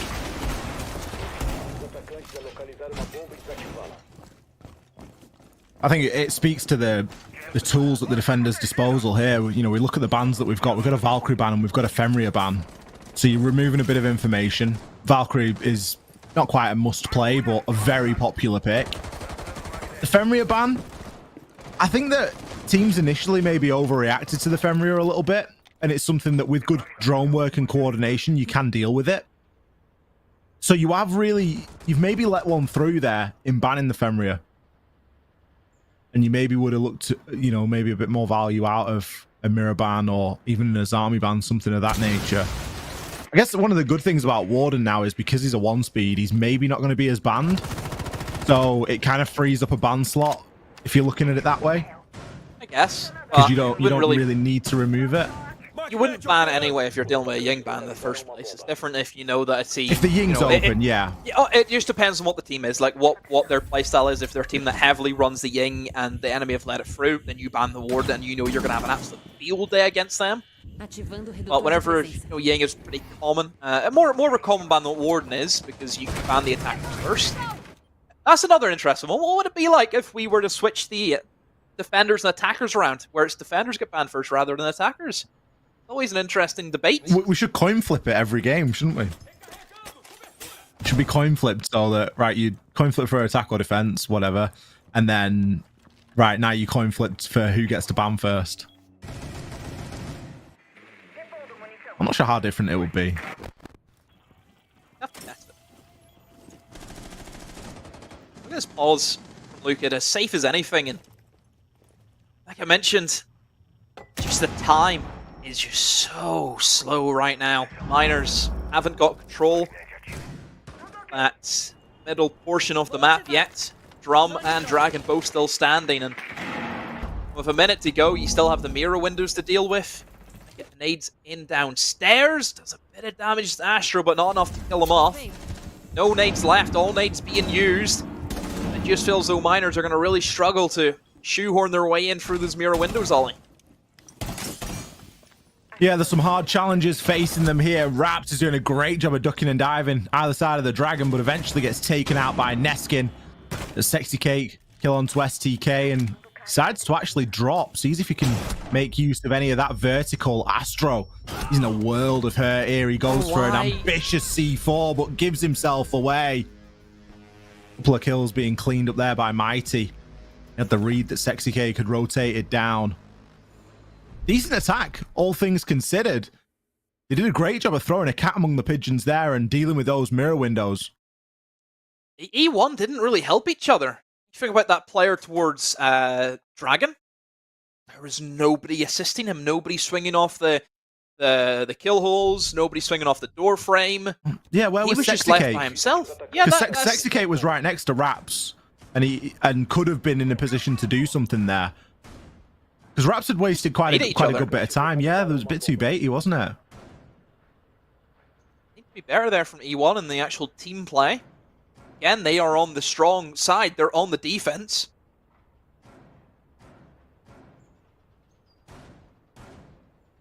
We'll move now in towards the kitchen, though. Not wanting to retry their hand. Instead, moving in towards the kitchen. Their lineup's a little bit more room-friendly as Solus comes in. Can expect to see plenty of vertical destruction happen everywhere in these bomb sites. All they can be opened up from above. See, the big issue for the defense is you can't really get into sight without going above. So Geisha's going to have to be a priority. Bringing in the Osa, which ain't a bad operator to bring in whenever you're looking at gaining control of delivery. You know, you kind of looking at one-way angle fights, pretty much your front headstrong gunfights. So being able to bring in the Osa shields towards delivery will just ease that pressure ever so slightly. And if you can, you set yourself up in a position where you can plant behind that. So his main objective, though, is get that wall open, try and create a bit of a nuisance there for the players inside of Geisha. Plenty of angles opened up above. Everything looking pretty good for E1 right now in terms of their generic setup. See how Miners want to deal with it. Also, shield going to be placed onto the window there. Raps is still going to be a tough nut to crack here. Got quite a lot of utility around him. He'll have some barbed wire on the stairs. He's got a Kiba barricade at the top. But that shotgun at those close ranges, not going to be an easy thing to challenge into.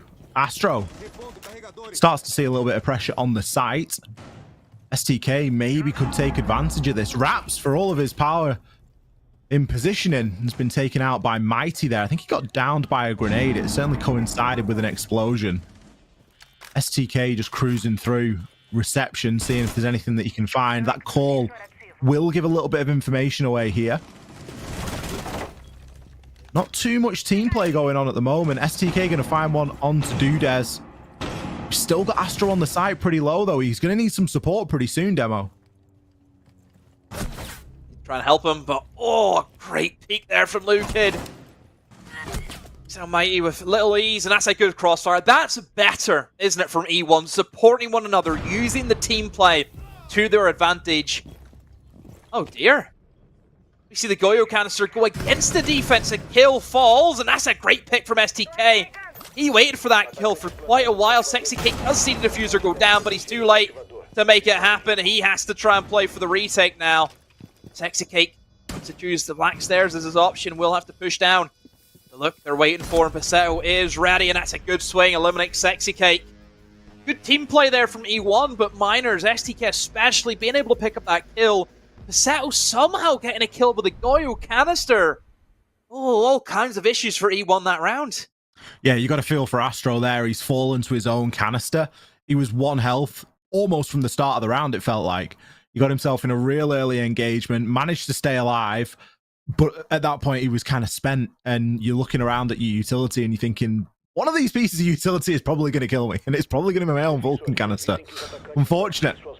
2 rounds here for Netshoes Miners, so not doing too badly in the opening part of Skyscraper. You certainly don't expect attackers to be coming away with a lion's share of the rounds here. E1 need to tighten things up a little bit. They've let a couple slip there. This roam game that they've been going for in the last couple of rounds has sort of seen hit and miss results. They're going to be going back upstairs into T and karaoke. They were very successful here in round number 1. It felt like everything that Netshoes Miners were doing on the attack was just falling on deaf ears, and they weren't able to really get anything going. We're going to be bringing a similar lineup here again. They have included the Warden this time. I believe they had the Azami previously, but it's really curious the Warden change demo. It's, you know, it's crazy to see an operator that goes from, you know, must pick almost every round for the gun and the utility to now it's, you're sort of looking at it and you're going, you've maybe missed the mark a bit there because you're stuck on a 1 speed and you've only got 3 flashes. that you're going Not to just be going forward up at once, against. It's terrible. Good. Just too slow. I think you need to try and get in and about it. Really, the only operator that I would say has really survived a big, a change, but still you can see plenty of play is probably Mute. And probably Sledge. I think both of them, Mute and Sledge, have really been the two which still pick rate didn't affect them at all, even with the changes to the speed. But certainly Warden, just whenever you want to try and get around fast, especially in such a meta where anything can happen and you always need to be ready. The fact that you cannot rotate to different parts of the map to use the goggles to stop smokes or flashes coming in, it's a bit of an issue. It's very unlikely that you as a Warden will just stay in one position and the push will always come to you.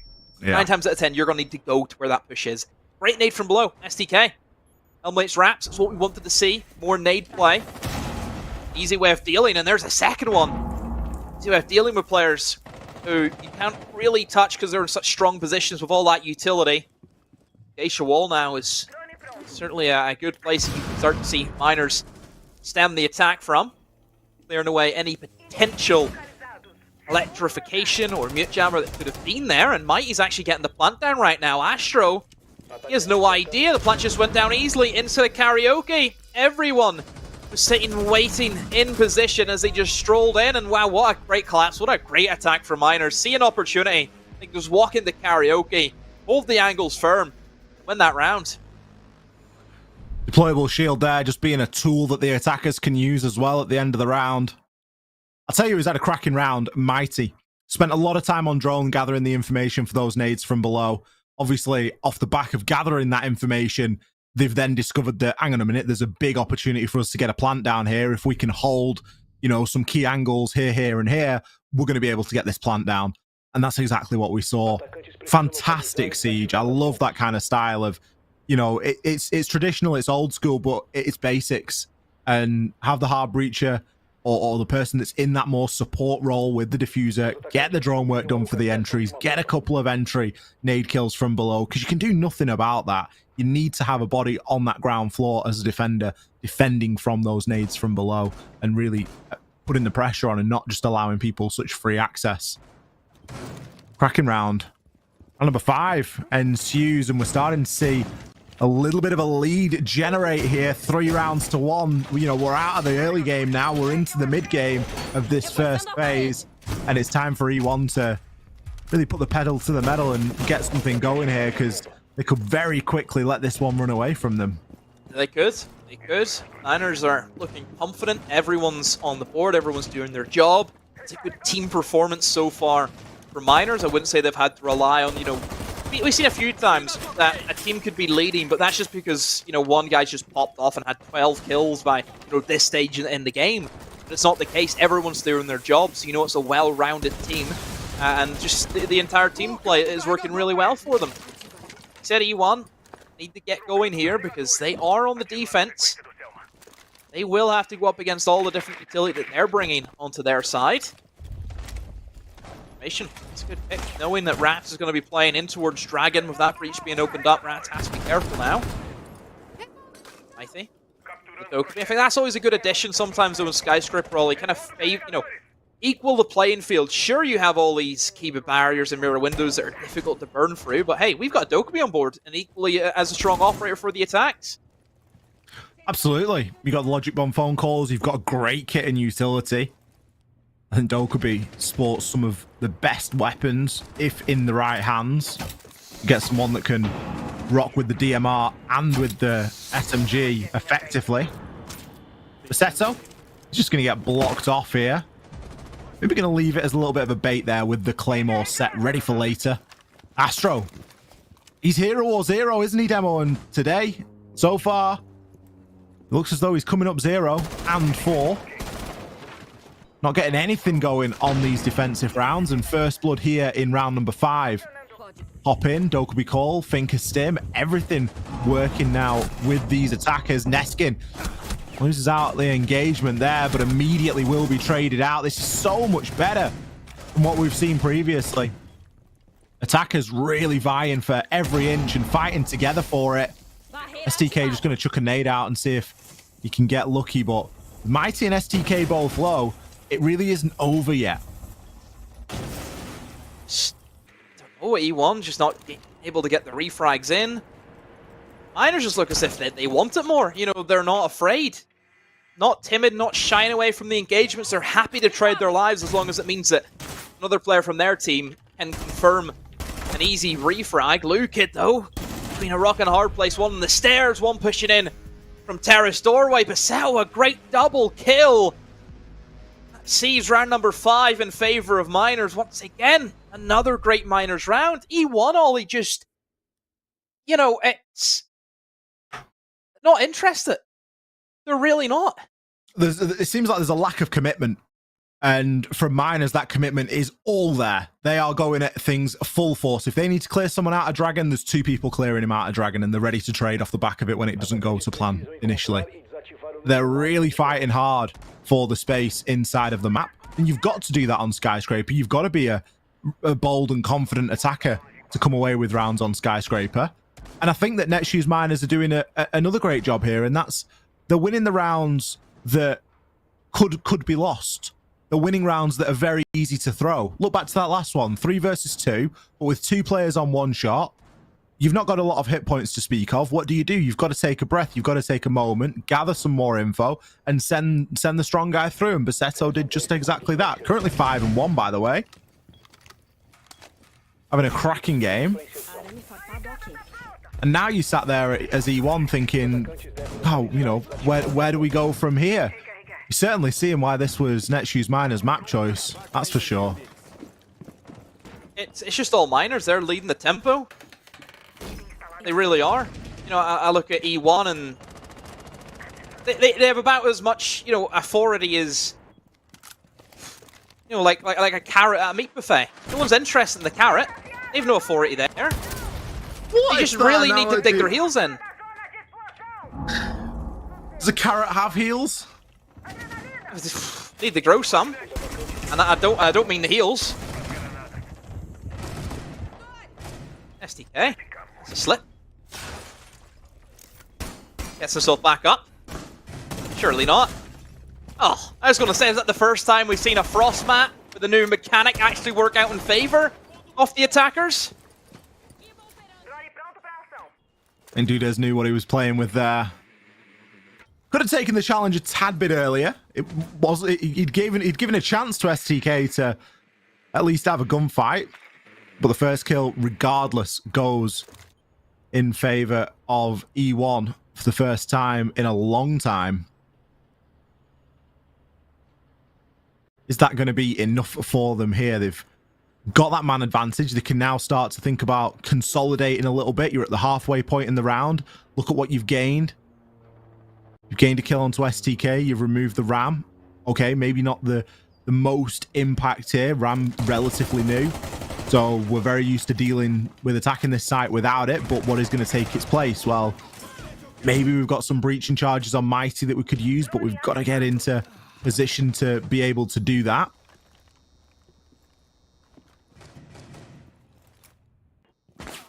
On the flip side, you look at the site and you think, well, what was the Ram really being brought for anyway? Point. Oh, what a swing. Eskin just absolutely annihilates, but no wraps. He does some of his own annihilation. 3 in the round for him. Seto. 1v2 now. Looks good for E1 finally. Looks good for E1. He'll make the choice and move in towards Drum. Just tell the way he's playing, Ollie. He has no information whatsoever. Every kill he's going to get is going to be from, I would say, a bit of a misplay from E1. All E1 need to do is stand still. Play off each other. Use that team coordination. Give him the opportunity to clash. There's a red ping. Maybe they do have some information. Seto doesn't really know where he wants to move, though. 10 seconds. I think this is going to be out of his reach. There should be a swing coming in from Geishin. Yes, there will be. Seto falls. E1. Salvage around there, Ollie. Is a 4-2 half good enough? Are they going to be happy with that? They definitely needed something. Dudez has played pretty well in that round, really. He's done the job of the army. He's played inside a Geisha and picked up 2 kills. Most importantly, the opening kill. I'm going to say a technical pause briefly here. just before we switch sides. I think it's an important round for E1 to win. The round before the side switch, I think it gives you that little bit of hope. It gives you that bit of momentum. I'm not sure if it's enough really here for E1. They need to, as well as, you know, have that sort of bit of a mental boost, they need to have that boost inside of the server where they start playing better Siege, because so far we haven't seen that same level of team play. We were getting there, especially in that final round. I think they did a good job in the 2v1. That's something that you should be winning anyway, though. If we're crediting teams for winning 2v1s, there's a bit of a problem, you know? I'd like to see this side switch come. We've already spoken about what's available so far for not only the attackers, but both the defenders. So I'm not anticipating Netshoes Miners to come up against any significant obstacle. They've got things like an Azami. They've got things like a Mirror. They've not chosen to play them in round number 1, but they are there and available. And then if you look at the side of the attackers, you've got things like the Dokubi. You can really work a lot off a Dokubi on a Skyscraper. So Astro is actually going to 6-pick off that and opt for the Nomad instead, maybe anticipating a little bit more of a roam game here.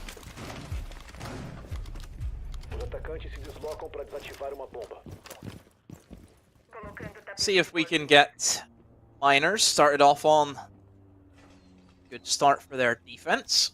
They do lead 4-2. They've done the heavy lifting, forced to step himself up nicely on, I would argue, to be the more difficult side start. They pulled off a big victory for them. E1, and I look at the Amaru, and there's only one place I can see the Amaru really getting good value out of it, Ollie, and that's just straight in through your karaoke window. Many other places that you'll see the value of that operator on this bomb site, particularly. Maybe he's going to go in black, maybe an option for him, but still taking on that challenge of a shotgun versus a shotgun. Seto stationed up towards black stairs. Even a bit of barbed wire you have to try and trudge through. It's not the best place to really think about swinging in towards. Well, we'll now start to get opened up. STK takes a bit of damage from a nade, but not enough to really make him worry and fall back out of there. Breach gets opened up now. Slow and steady for E1, but rather see them go slow and steady, Ollie, than just rush in and lose all their lives immediately.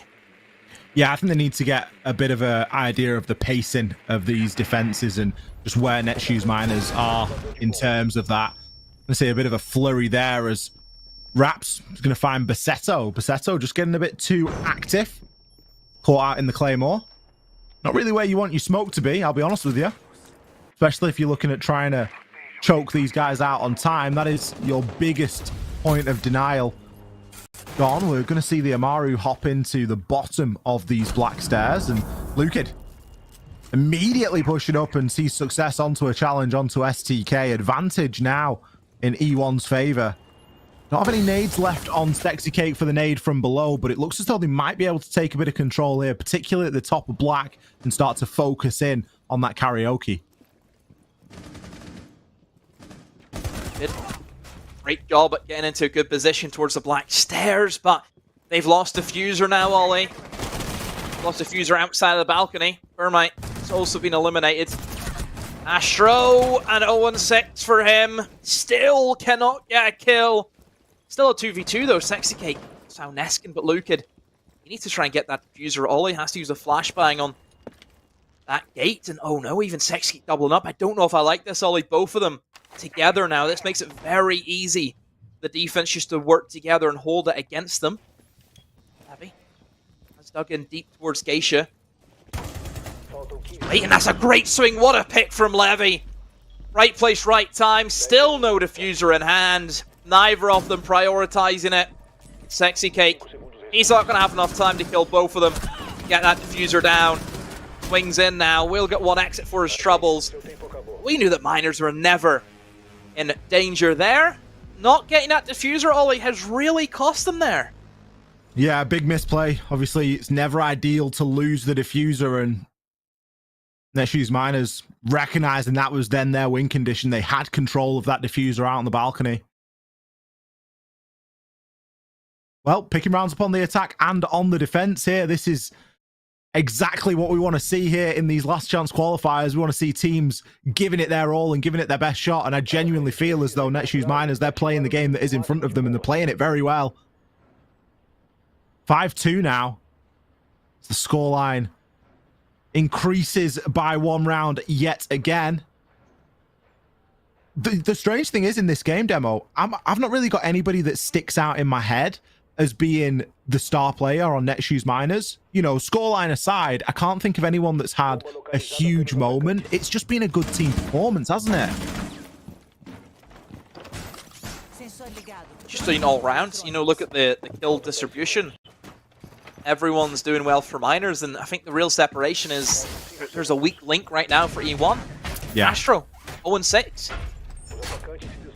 Need to be doing better than this. You know, whenever the big games come in, this is where the big players should be stepping up, and you would expect Astro, who has by far and above the most experience in that team, he needs to be stepping up. I mean, he's bordering on being a secret agent right now. He's only 1 death away from a little James Bond.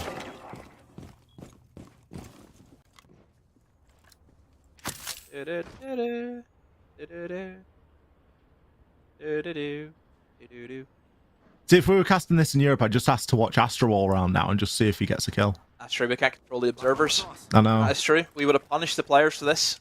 Would have punished them. Raps is having an issue.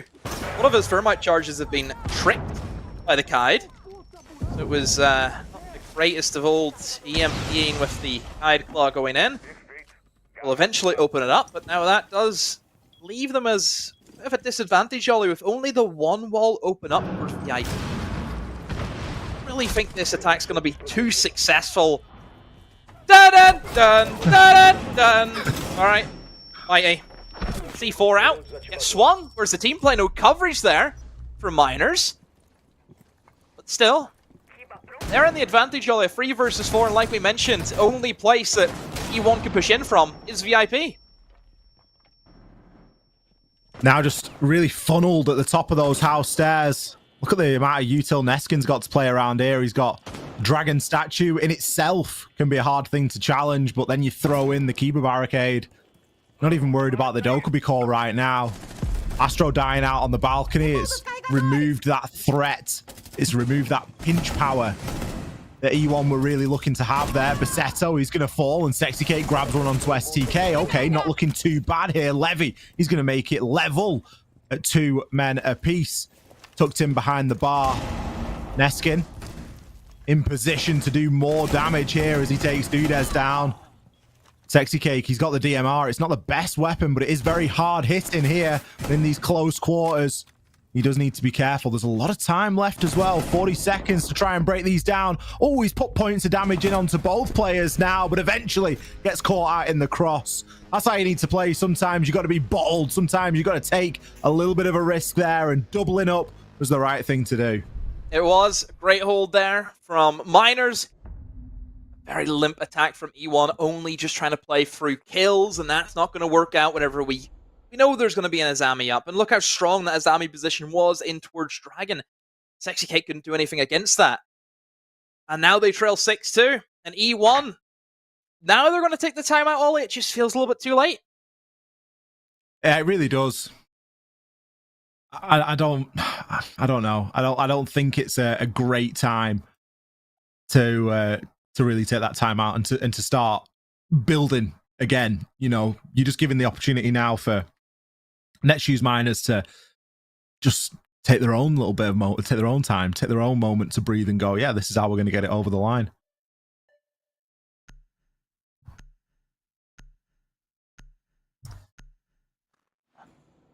Six 2. They've got a scoreline to battle back from. 4 attacks in a row on Skyscraper. That is not easy. Really isn't. Looks to be our kitchen and barbecue site. That's where Miners want to try and lock it out from. Atacantes precisam localizar e desativar as bombas. What the attack going to do? It just doesn't look as if that E1. It just feels like E1, yes, they won some rounds, but even in the rounds that they won, it was still fairly okay for Miners. They've been the much more dominant force just in terms of the team play. You know, kills, sure, it's fairly even. Obviously, barring Astro. That's all it takes is just one player to have a bad game and it just upsets the apple cart. Looks like we've entered into a technical timeout. We did just have a tactical timeout for E1. But it seems as though something wasn't quite right as we loaded back in. I'm sure that we will get the lobby rebuilt and get back into the game as soon as possible. Terrible break in momentum here to go from the timeout straight into a technical pause, but such is the nature. I don't think that it's going to affect Netshoes Miners too much with the way that they've been playing today. Certainly don't look too phased by it. High spirits on their side at the moment, and I think for the side of E1, maybe just hoping to get themselves onto their map pick and start worrying about the game from there, because Skyscraper has not gone their way at all. They just look a little bit slow, Demo, and we could sit here and rag on Astro for being, no kills at this point in the game. But I think even with that, we've not seen the same level of team play and coordination from E1 either.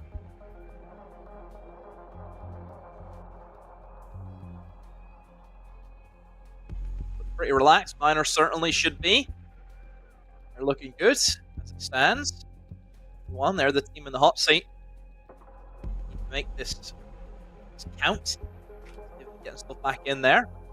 There's Miners' pick, of course, but still don't want to be trailing 1-0 and have to do the double. This map we know we go to is a bit of chalet for both these sides. Very close, aren't they, the desks? Both teams. You could wave at your teammate, couldn't you? Or wave at the enemy quite easily. It's quite a intense environment, isn't it, from the looks of it? That doesn't look... I don't think you'd be able to walk two people side by side at the narrow point of those desks.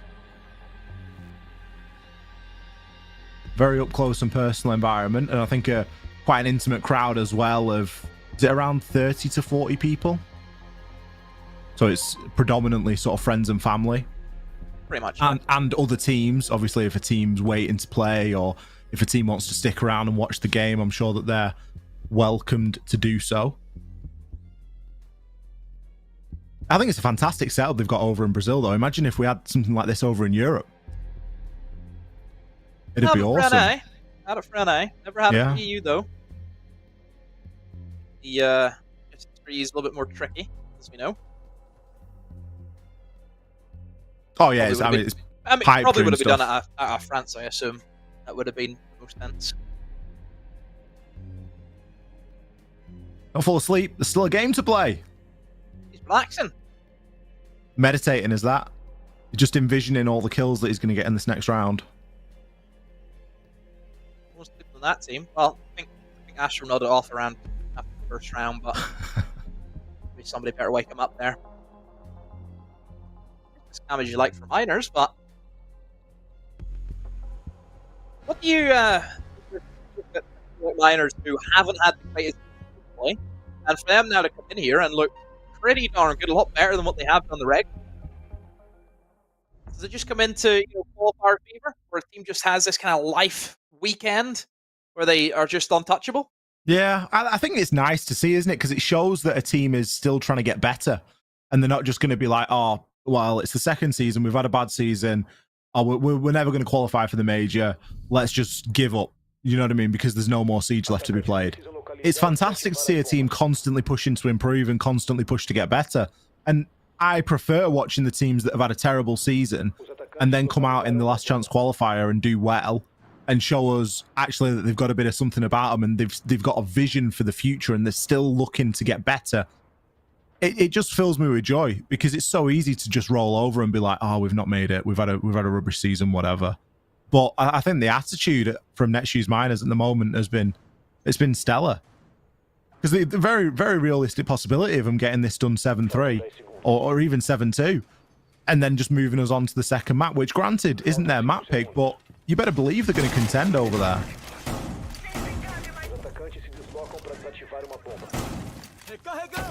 E1 have had to talk about what they want to go for. A blitz. is their choice. Where on earth are they going to be using the blitz? For the kitchen. You can't really go for the rushes. It looks to be top black is going to be their choice, which not a bad shout. Think about whenever you get to the top of black stairs, it's just a big long corridor. Having a blitz there just to run down it. Pretty easy to face check a lot of the angles as well with blitz. Even a smoke of a doorway, you can do that also. You have to make sure that everyone else plays their part. Blitz cannot kill them all. Ollie is great at making ground for the team. The team also then need to make sure they can hold back ground, make sure they can take it up as the blitz clears way for it. Comes down to the team play again, doesn't it? There's only so much that a blitz can do. A blitz in a 1v1, fantastic. A blitz as soon as there's any sort of crossfire or distance between the defenders, and it can be very difficult indeed. Sexy Cake straight on through, immediately so chunked down, and then impact out. He took a boatload of damage there straight away. No amount of team play would have really helped him there. I think hats off to E1 being ready for the fight. And Astro, welcome. Pretty much in sight. Levy, he's going to be immediately there with the trade. On the alibi, fighting down there. Everything pausing for a time. That initial burst of energy from the blitz did not have the desired effect. We've got a very important engagement here, though. Dudez going to be going up against the player inside of Geisha there. It's going to be STK. It's direct role reversal from Dudez versus Mighty there a couple of rounds ago. Sexy King somehow out of all of this has been revived, which I think is fairly impressive. Still may yet have a part to play in this round. All it takes is a few bullets and he's dead pretty much. Not a lot of HP left for him. Eskin is still above Ollie. He's in quite a tricky position because I don't think they've actually droned his position out. STK will try and take on the world. Takes down one, looking now towards the blitz who will spot out his location. Blue Kid actually cannot get through the rotate. He's clogged it up. Neskin, there we go. We wait for him to pounce on and he will make it happen. A down happens and everyone else falls. STK, look at the power of the Azami. Doesn't have to move from Geisha, Ollie. He's locked and loaded and closes out the round. Miners with a commanding victory. 7-2, Ollie. That's a scoreline to really get the confidence up moving into Chalet. Miners have played really well there. Fantastic performance. As you mentioned, a 7-2 scoreline. Couldn't really ask for much better than that on a skyscraper. A map that we very regularly see go even splits or close to. But they got themselves off to a flying start on their attacks. And they never really took the foot off the gas from there. Had it not been for the tactical timeouts and then the technical timeout, that game would have been over 5 or 10 minutes ago. They did a great job there of keeping up the pace. And I think you've got to put that pressure on, especially when you're going into a map that you've picked as a skyscraper. It can be a bit of an unpredictable one sometimes. They showed us exactly why that is their map choice. Fantastic performance, but it is not over yet. There is still at least one more map and potentially 2 to come inside of this series. We're going to send it to our desk and they're going to break it down.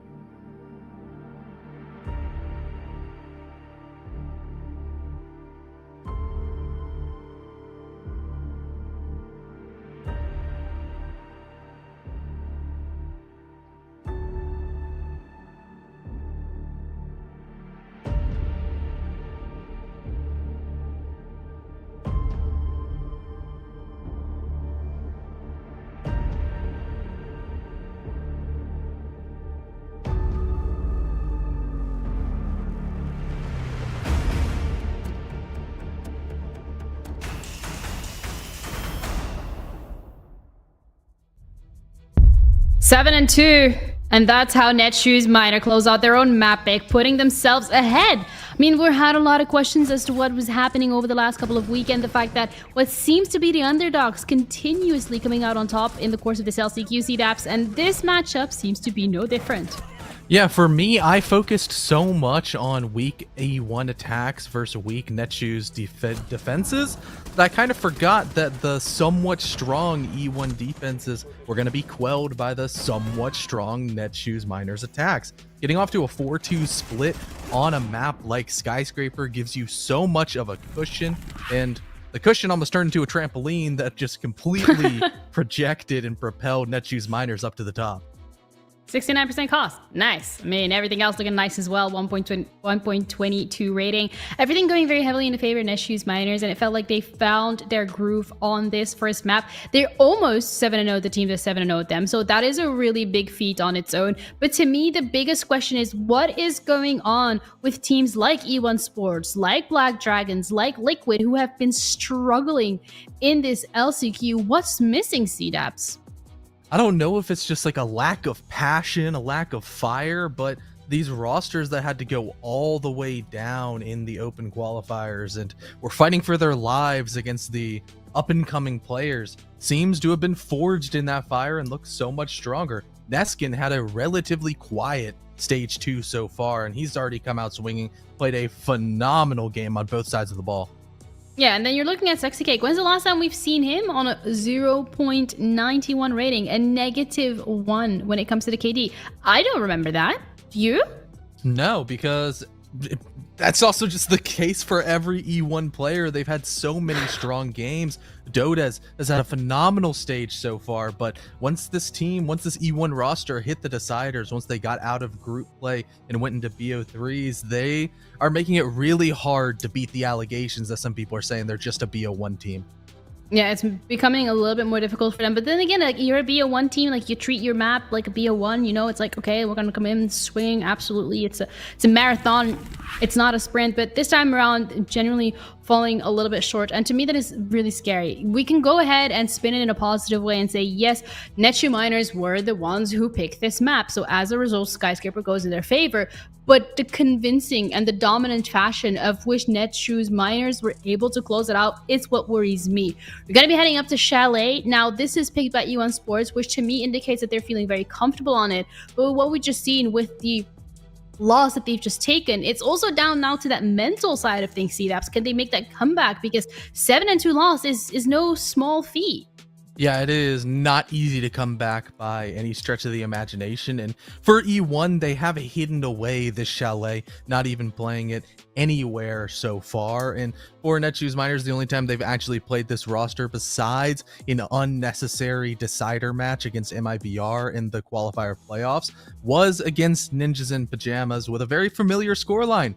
It was a 2-7 loss. So maybe there's a chance that E1 are able to rally back the troops, but with just how much of a redesigned Netshoes Miners we've seen today, E1 are definitely on the back foot. Yeah, E1 are in a bit of a sticky situation, and it feels like we haven't seen them in this before, except those BO3s during the deciders, and there was something that they were never really able to come back from. But there's a lot more on the line this time around. You are going to be qualifying for the Atlanta Major. If you do win this, you still have a couple of BO3s to go. So my question here, is it the pressure that's getting to them? Because once that pressure of the BO3s of the deciders came in, E1 Sports kind of fell flat. Now you have that pressure of the LCQ, and again, at BO3, they're falling flat. It's becoming a little bit of a scary pattern to see, and I hope that we can just see the E1 Sports that we've seen during the BO1s in this next map. Yeah, because this team started so hot, but it's been a general trajectory that they're going downhill. They're not the new kids on the block. They're getting found out. Teams are realizing that there are certain ways and certain things that they really struggle against. They really struggle against in-your-face kind of gameplay. Liquid, they played slow and methodical against them on Oregon in that week 1. All of a sudden, every team's going a little bit faster, and it feels like E1 can't necessarily keep up the pace. And now, once again, this Netshoes Minor teams, especially on their attacking side, they do have the ability to really go fast when they need to. And on their defenses, they were getting a lot more aggressive. I think we're going to see even more on a map like Chalet that lends itself to a high-octane gameplay style that E1 might really struggle again. We're gonna have to wait and see. Is E1 Sports gonna be putting their running shoes on? I guess we'll find out after the break, because we'll be back with the second map of the series, Chalet, so don't go anywhere.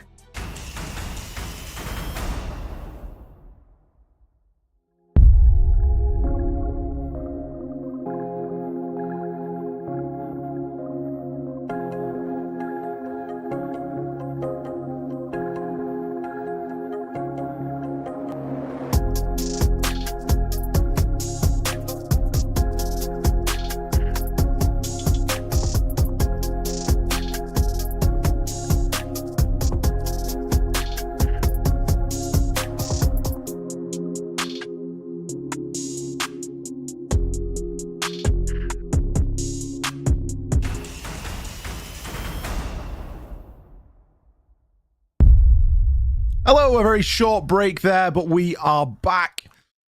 E1 Sports versus Netshoes Miners. Map number 2 is now underway. What could be, Demo, our final map here tonight. We're going to be headed to Chalet.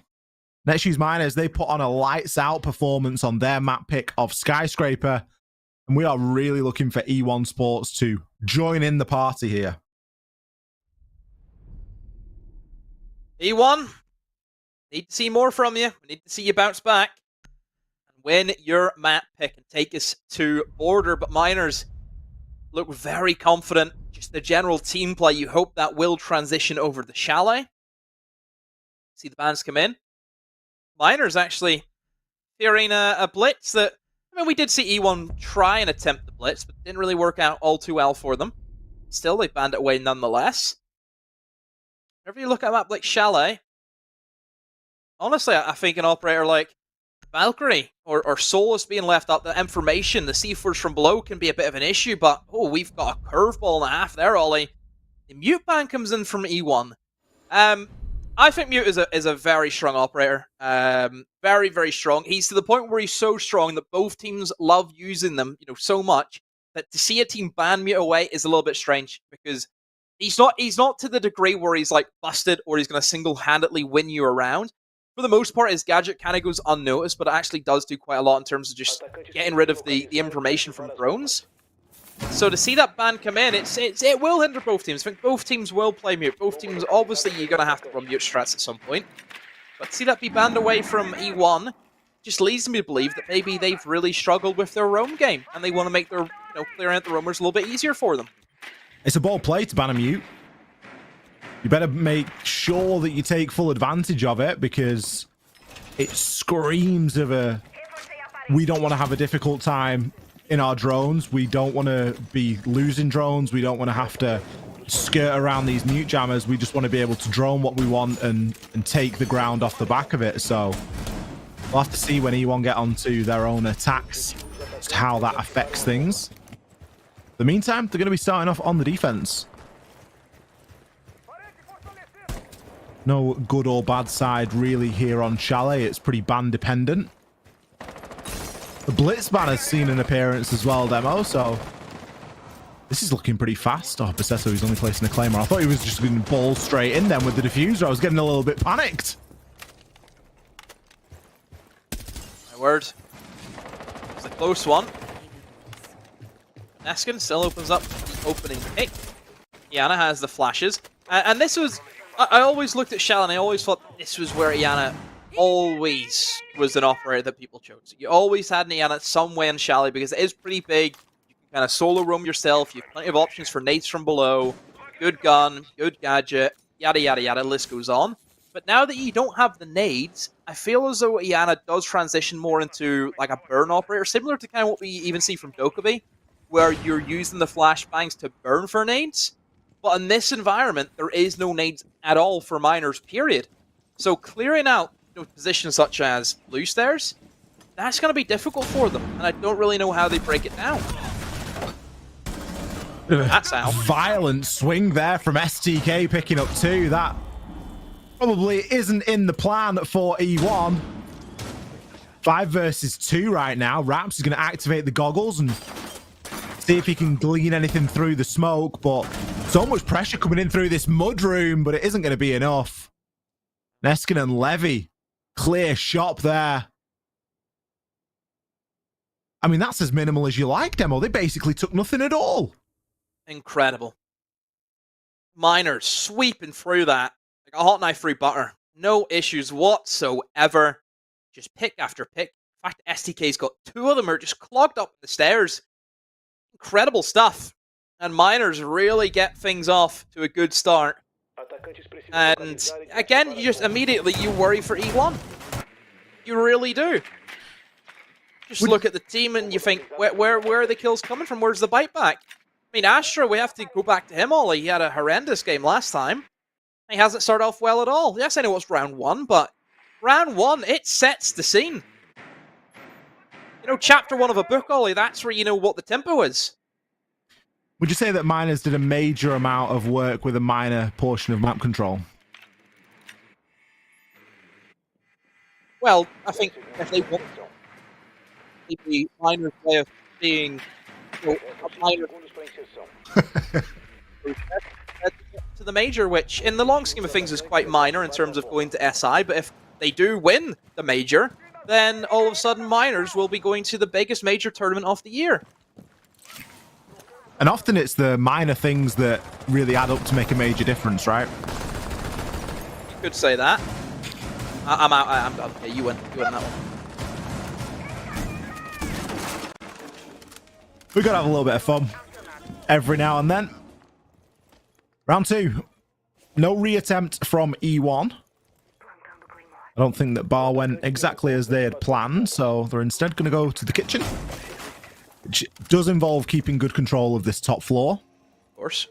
Now, obviously, with no mute, you are struggling to defend yourselves a little bit because you're probably just going to get droned and you're probably just going to get pushed quite easily because there should be information on you at all times. Well, we have the W7M strategy coming in from E1 where you try and defend that entire top floor, extend out, open up a lot of kill holes and just play long angles. But without the mute, information gathering should be pretty easy. 4 Miners and even the Dokkaebi as well makes it 10 times easier for them. But Miners just poking the bear at the moment, seeing if they can get something from it. No real headway of an attempt to take control of top floor Raps. That must have been a good peek. I think he just picked off the player on towards the solar window. Lukid finds Mighty. Oh dear, the slow approach has not worked out well for Miners. They've been picked apart left, right, and center. They're in dire straits. Who's that trying to walk in through sight for Seto? What's he thinking of doing? He will get spotted out from the long angle. That Frost ready for him. I mean, even if he got into the site, it wouldn't have mattered. He can't plant. Yeah, you need to take Vert. You're almost just giving your HP away at that point. 2 players now stuck inside of the bottom of West Main. Basetto, he's going to be able to make a rotation, but he's greeted with a castle barricade one side. He's got a double reinforced wall the other. Desperately trying to thread a super long shot, but 1 bullet was all it took. He's been downed. Unlikely to be recovered here, really. Hearing the remnants of a Dokkaebi phone call go through, and Neskin, sole survivor. He might get himself an exit frag or 2 here, but still with the presence upstairs, it's going to be very difficult for him to make anything happen here. Is eventually going to get finished off by Astro. A flawless round is responded to with a flawless round of their own. Much better from E1. A lot better from E1. That's exactly what they needed in response to what Miners were trying to go for. I mean, Miners, it's one of those rounds where you can kind of see the idea is that everybody gets a point and you have like a full collapse come in. But if you don't get those kills, then the kind of circle that you've tried to engulf the defenders in is never fully, taken advantage of. So it's always a risky one playing it slow like that. Sometimes it comes off and you look incredible, but then on the flip side, you come off in rounds like that where you just look miserable. At least that's the kitchen out of the way for Miners. They can now look towards a different bomb site to attack, and it will be that basement. Lineup choices for the defense is pretty heavy in the old roam game, Ollie. We're seeing Capcan, Solus, Alibi. All operators you expect to stretch their legs and get out and about in the map. Leave Mir on site with the Azami to lock it down. Azami in basement is an absolute terror fiend, by the way. Like, this creature, you can just block up so many angles, especially towards the wine cellar side. Whew, you need to bring a lot of self-destruction, and actually all too much of that. I think there's really, there's none, unless you're going to be seeing the Dokkaebi running the Dawn 6, which I'd be surprised if they are. So those Azamis are going to cause some issues, all I have to say that they're going to have some form of impact.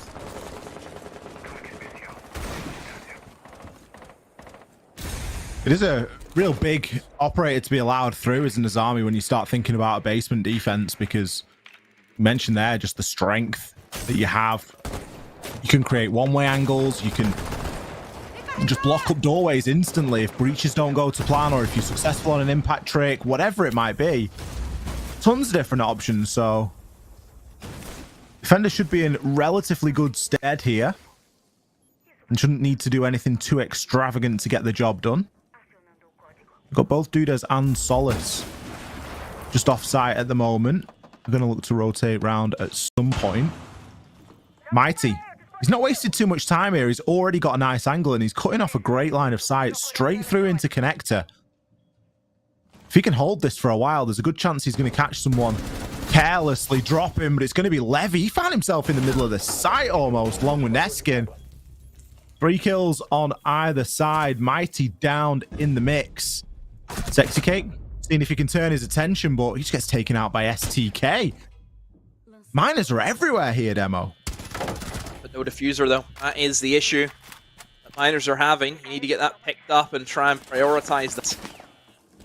Well, I think they know that. They're just holding firm as it stands. Luke could easily drop back into sight if needed. Astro, give the call, and the drop goes in. Luke just about kills Lave. Look at the HP, though, Ollie. Look at the 2 defenders. Single bullet from STK, you would expect to take them down, but he has to move pretty quick here to get himself into a good position for the clutch. Holding on to Blue now, looks away. Moves over into the main bulk of the site. Will he go Blue? Yes, he will. No diffuser still on hand. Has to try and play for the kills here, but Astro will rotate away now in towards Trench. Creeps up, and that's a good swing from Astro. Takes out STK. Diffuser cold on the ground because Ace was caught by himself. That's all it takes to cost Miners that attack. As the rounds go on, Astro is slowly redeeming himself for that first map. He's picked up a couple of really important kills here already on Chalet. And E1 have a lead. It is a small lead. It's a lead of only 1 round, but it's a lead nonetheless. Going to be attacking Bar this time for Netshoes Miners. They were successful here. It's the only round that they've won so far. But it was a very strange round, wasn't it, Demo? We joked about it that they basically took no map control. They tried to all send it in through mud. And you need to do a little bit more than that when you're attacking this site, really. It might work for a round, but it shouldn't work for 2. Shouldn't. Cheap tricks only last once.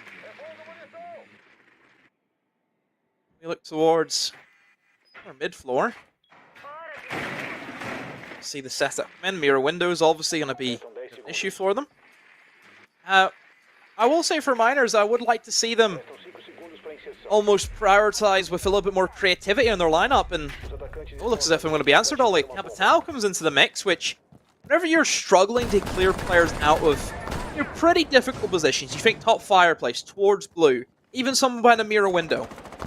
Ying is usually a good option for that. With Ying being banned away, you have to try and get creative. I would say that I feel that Brim has been a good selection for teams if they've been struggling with clearing out strong positions. Instead, we're seeing the Capital. Again, does a similar job to what the rest of them do, and that's just clear someone out. This is a little bit more deadly, though, because you actually have to move your position compared to what Brim does and what the Cadellas do to you. So you will have to move away as defenders. So it does give you that added bonus where if someone's set up in position to hold a crossfire, in goes the Capital Aura, pushes the player off the position into the arms of someone else. That should be the script. That should be how things go. Things don't always go as expected. We know that.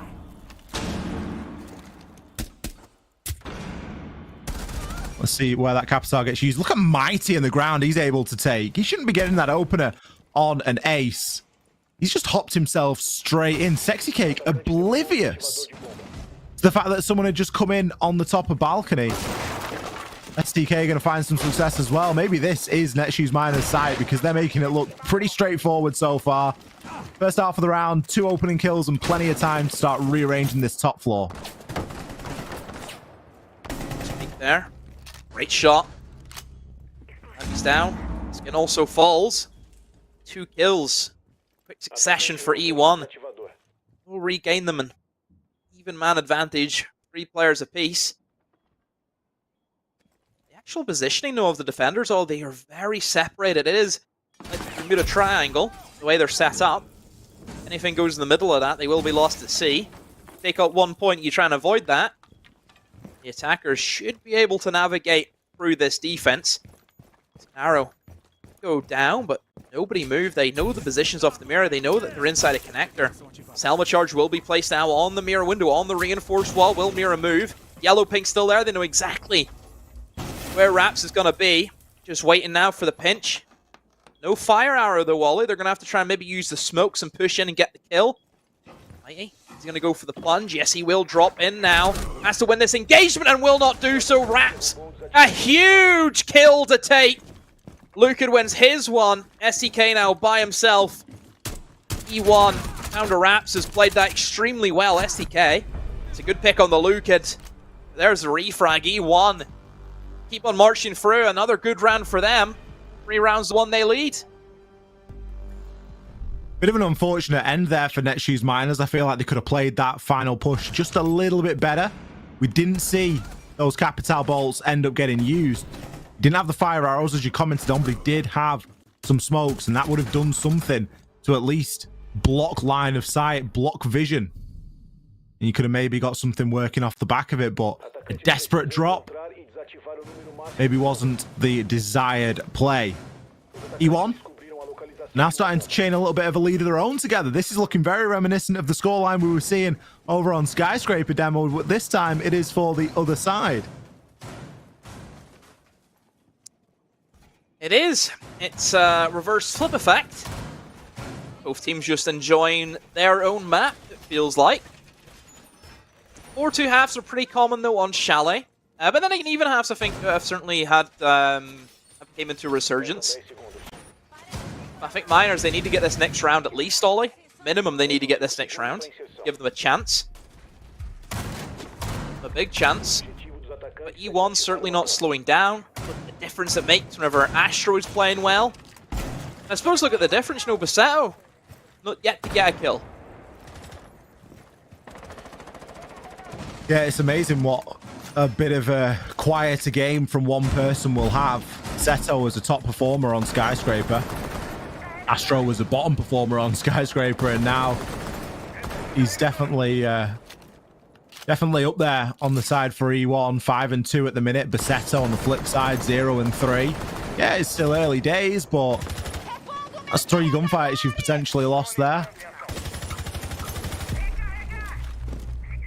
I'm surprised we've not seen a timeout yet for Miners. It would have been I believe, a nice time at round number 5 to just try and stabilize ahead of the last couple of attacking rounds that you have on this phase, and maybe try and level things up at an equal split, but obviously saving it for if they feel as though they need it a bit later on.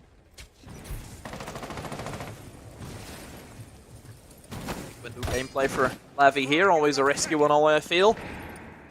Windows can be a dangerous technique to go for. He's more there just to make sure he can get the concussions in and assist his team as they try and go for that collapse and go for the pinch. Neskin will get things started. Takes down Raps. He's been able to work his way in towards Solar, and that gives a amount of ground over to Miners. Also lets Mighty just jump straight in towards Bathroom. Still 4 versus 4. STK now. Gonna rotate towards the window. Neskin. Oh, sees one player move around in towards Office. Is there going to be the pickup, though? Really wanting to jump onto this. It should be an easy kill. You would expect it to be from either Neskin or Mighty, but they're struggling right now. Neither player really able to land. Dudas and Astro both pretty low, so advantage, although it is an equal man count. Got to go to Netshoes Miners. They are just stalling out for a brief time here, though. don't have any C4s to worry about, which is a good thing, but there's tons of utility available. Got 3 black eye cameras. We've got 2 bulletproofs. Basetto eventually going to convert there onto Astro. Mighty gets himself in a horrid challenge there. Takes a good chunk of damage. Does he know he's tucked? Sexy Cake comes out better there. The plant now going down for a second time here from Basetto. Nothing stopping him from getting this down and nailed, but he keeps coming off. Dudez, he's finished him off there. I get the feeling he would have potentially got the plant down had he just stuck it. Now STK and Neskin have got a real tough task. The diffusers are cold on the middle of the site. And Neskin's now going to try and clear this top floor. There's 2 versus 1. Dudez and Lukid, they've held on and they've done a cracking job here. He can recover the diffuser, but he's likely going to get swarmed as soon as they realize the plant's going down here. Lukid going to come around for that rotation. The drop from Dudez as well. It's picture perfect stuff from E1. STK, you need to hang your head in shame allowing that retake to happen. Although he was in double window. They got control of above.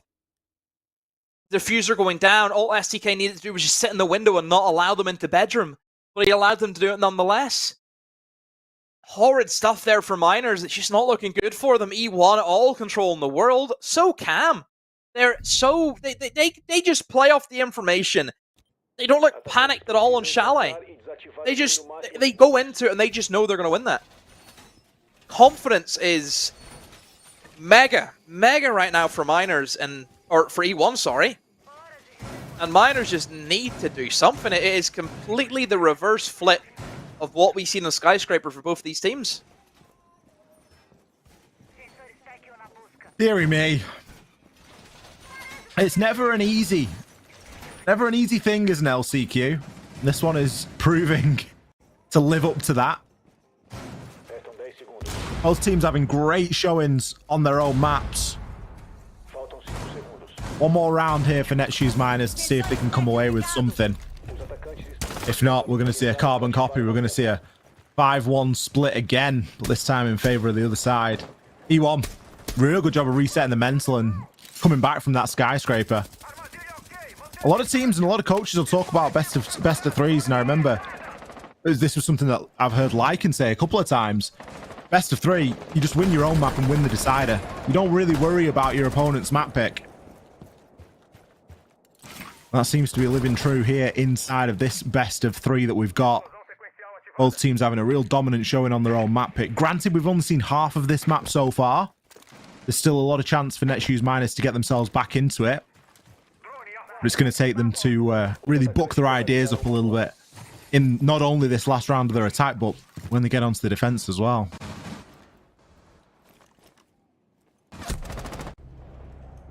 Oh, Sexy Cake. It's an early death, and that's a great refrag though from Dudez. Mighty off the board. Hardbreacher off the board, more importantly. Neskin. Oh, what a shot before the C4 landed at your feet, and Basetto with great coverage. Finally, something we can talk about there that Miners have done well. It took them a while, Ollie, but I would say that E1 a little bit overconfident there with how they set up that roam game. Very aggressive, very in your face, and they've been punished for it.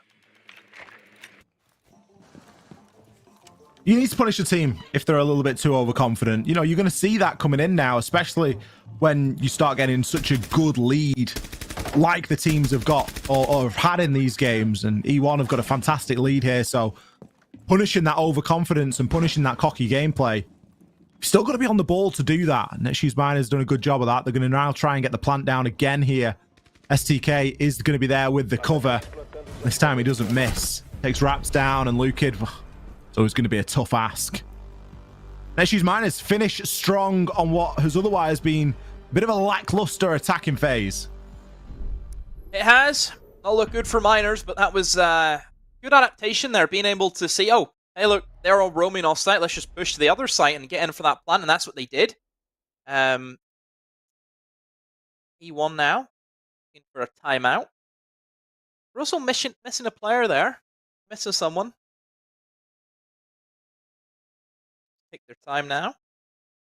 But Miners obviously going for the defense. I think they'll be a lot happier on this side, haven't they? I think the team play for Miners than the defense, especially towards Skyscraper, was very strong for them.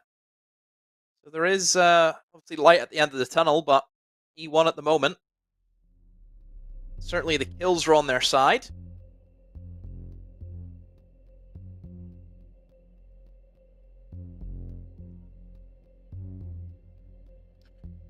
Brief technical pause now, just at the turn of the half. Did lose somebody, so hopefully they're able to get back in. It won't be too much of a big deal. Maybe just a PC crash or something of that nature. If we get any information, we will let you know. But for the meantime, we can just go off what we can glean from the screens of the players. Neither side looking too comfortable at the moment. You definitely get the feeling that it's quite a tense game.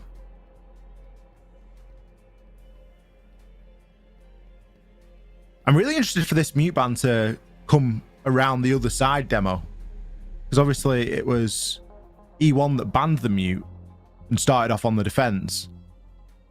I want to see how that affects their ability to roam clear and what, if anything, they're going to do to take a bit more advantage of that. As we mentioned, it is quite a niche ban. It is.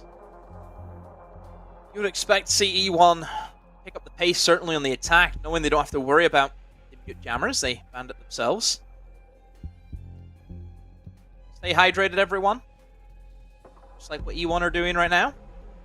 Honestly, are you looking at me? Have you got a live feed of what I'm doing? Because I'm looking around on the floor for my my water. I always have a camera on you. But they're long ago. It appears I've committed the sin of being out of water. Oh dear. Yeah, we're gonna have to get some more sent up. But in the meantime, it's a good opportunity for the players to get themselves hydrated a little bit. It's an extended break here for E1 to really think about what they want to do on the attacks. More than anything. Again, both teams seem pretty content. Not as laid back, as we said, though, for Miners.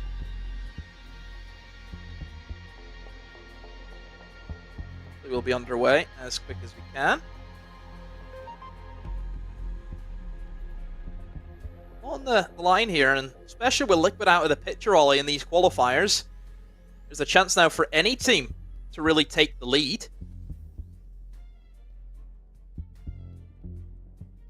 Wonder who it's going to be, though.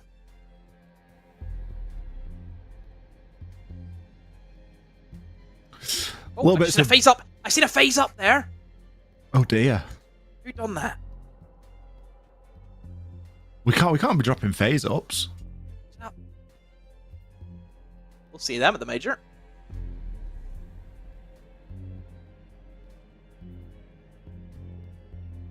What's Levy doing dropping a phase up? Notice who the real ones are. Don't even start. You're the biggest phase fan there is. I betrayed them, though. You did. I believe we're going to cut to a very short break while we figure out just exactly what's going on. There's a lot of looking under desks here and figuring out. So I'm imagining a PC issue, but as soon as we get an update, we will be back. And as soon as the game is live, we will be straight back here. Don't go anywhere. We'll be back after a few.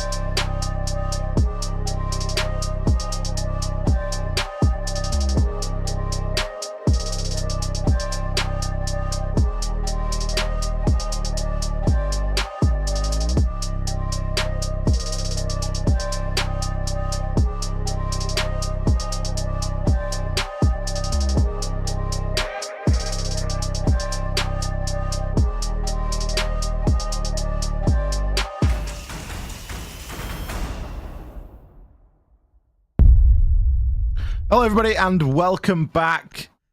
We rejoin exactly where we left off. We've been through both a technical and a tactical timeout. Netshoes Miners choosing now the start of their defensive phase to take their own timeout. And we have fixed... Well, we haven't fixed anything, Demo, have we? But we have been informed that whatever the problem was that caused the technical timeout has been fixed. And we can get back underway with our game here. Map number 2 of our second quarterfinal here in the last chance qualifiers for Brazil. Netshoes Miners, they were successful on Skyscraper, and so far E1 have been successful on Chalet, but that might all be about to change. I hope it changes. I want to see, an overtime here. I don't want to see just another stump. I want to see it go all the way. That's what we want at Siege fans, see as many rounds as we can of some good Siege. It's been a good game. I think the defense, especially just the general team play from either defensive side, have been very strong all in. Very little, kill advantages going in favor of the attack. It's pretty to the nail for the defense. So we'll see now how E1 transition onto their attacks now. They've had, obviously, a ton of time to really think about what they want to go for. So we had that lengthy break. And they went for quite a heavy amount of soft destruction, so Fia and the Flores comes into play. So dealing with any Azamis upstairs, any shields upstairs as well, no issue whatsoever. It was a good lineup to bring in. No nades though, so you kind of look at it and think, yeah, that's great, clearing away the Azami barriers, but how do you really clear people out of the position? You think about the suicide position that you have in towards Library, which I believe somebody is occupying at the moment. How do you clear him out? You look then towards maybe Blue Stairs. How do you clear someone towards Blue Stairs without just taking a straight up gunfight? How do you deal with all these different positions that miners will be set up for?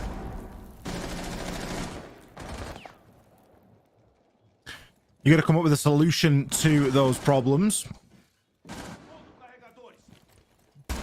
As you mentioned, we've not even got any nades here. LCQ going to be rocking the Finker with the smokes. Got smokes on the Twitch as well. Astro to be the first player to fall here. STK, look at him go. Picks one. His teammate Neskin grabs a second. Look at this team play.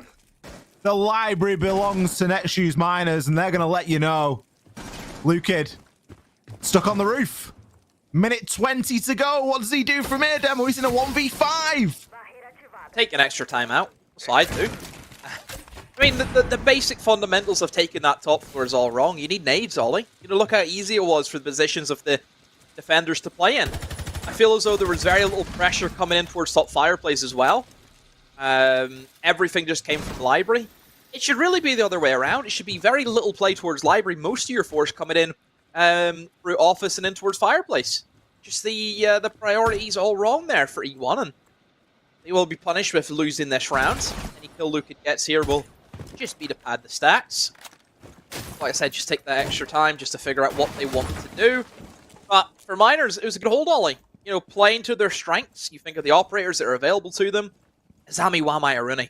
All extremely strong operators whenever you look towards that top floor. You can just hunker down layer after layer, stop the utility. I mean, it's not even as if the utility was going to be an issue for them. There's no nades anyway on the side of E1. So yeah, Miners take a very comfortable first round. Good round for Miners, and this scoreline all of a sudden starts to look a little bit better. Despite their lackluster attacks, you start looking at a 4-3 and thinking, well, there's only one round in this thing. There is chance yet for them to bring it level and then some. E1. It comes down to the basics, Demo. We were speaking about it till we were blue in the face in our first series with Liquid. Do the basics well, and it's in those basics, ingrained into it is you got to be bringing the right operators. I know there's just been a mid-season reinforcement. I know there's been a small patch that's come through, and it's juggled a little bit of that utility around. But these players still know who's got the nades and who doesn't.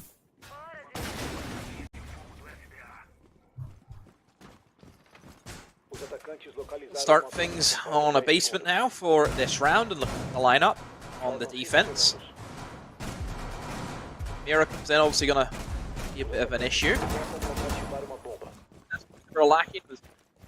more info. You know, Sierra brings a bit of exposure. On defense. Oh, lineup, well, look at that, and it's a good one to have. You have the ramp, which is great whenever you think about how big lobby is and how difficult it can be to get a sledge or a buck in there, where you almost have to check like everything on the top floor and everything in the mid floor. But with a ramp, very safe, just chuck it in that room, set it off, and it'll open up all your vertical angles for you. You don't even have to step an inch inside the building. And Glass for basement, it's always a good pickup. You know, I think this is something that will catch people by surprise, almost a bit of a pocket pick.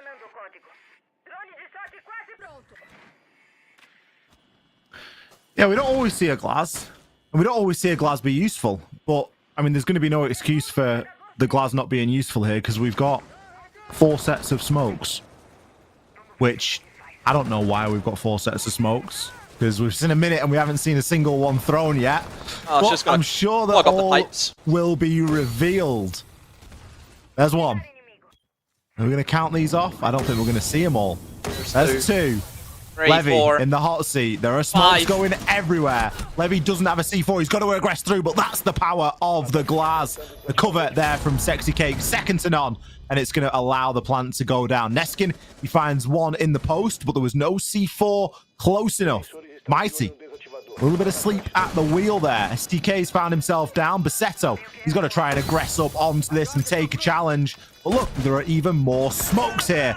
That's why you bring them all. Look at him go. Sexy Cake, he's got 3 kills, and he's not done there. Neskin, still out on the prowl. But look at the time. No time. 15 seconds. Nothing that he's going to be able to do here. Caught out on the drone as he makes the rotation. That is why they brought 8 smokes. Yeah, it's just a pocket play with the Glass, catches them by surprise. I also want to highlight the plant position and how important that was for the post plant. Sure, you may look at it first glance and think, oh, well, that's, you know, a bit of an off-site position. If a C4 gets tossed, it might miss him because it goes a little bit further than what the defenders would be expecting. Not really. The whole reason why that's planted right in the open is so no defenders can successfully long-arm it from a safe position. We see a lot of times teams will plant, and then a defender will get really close to the garage wall, and then can long-arm the diffuser. It just causes mayhem. But having it in the open means that you have to challenge onto the attackers, and that's what they want. Laz wants you to swing into him as he has a smoke canister. I just think that is a really good highlight for Miners, is just, or where E1 should say, sorry, of where their actual, you know, brains are coming from. You know, I thought it was a great plan.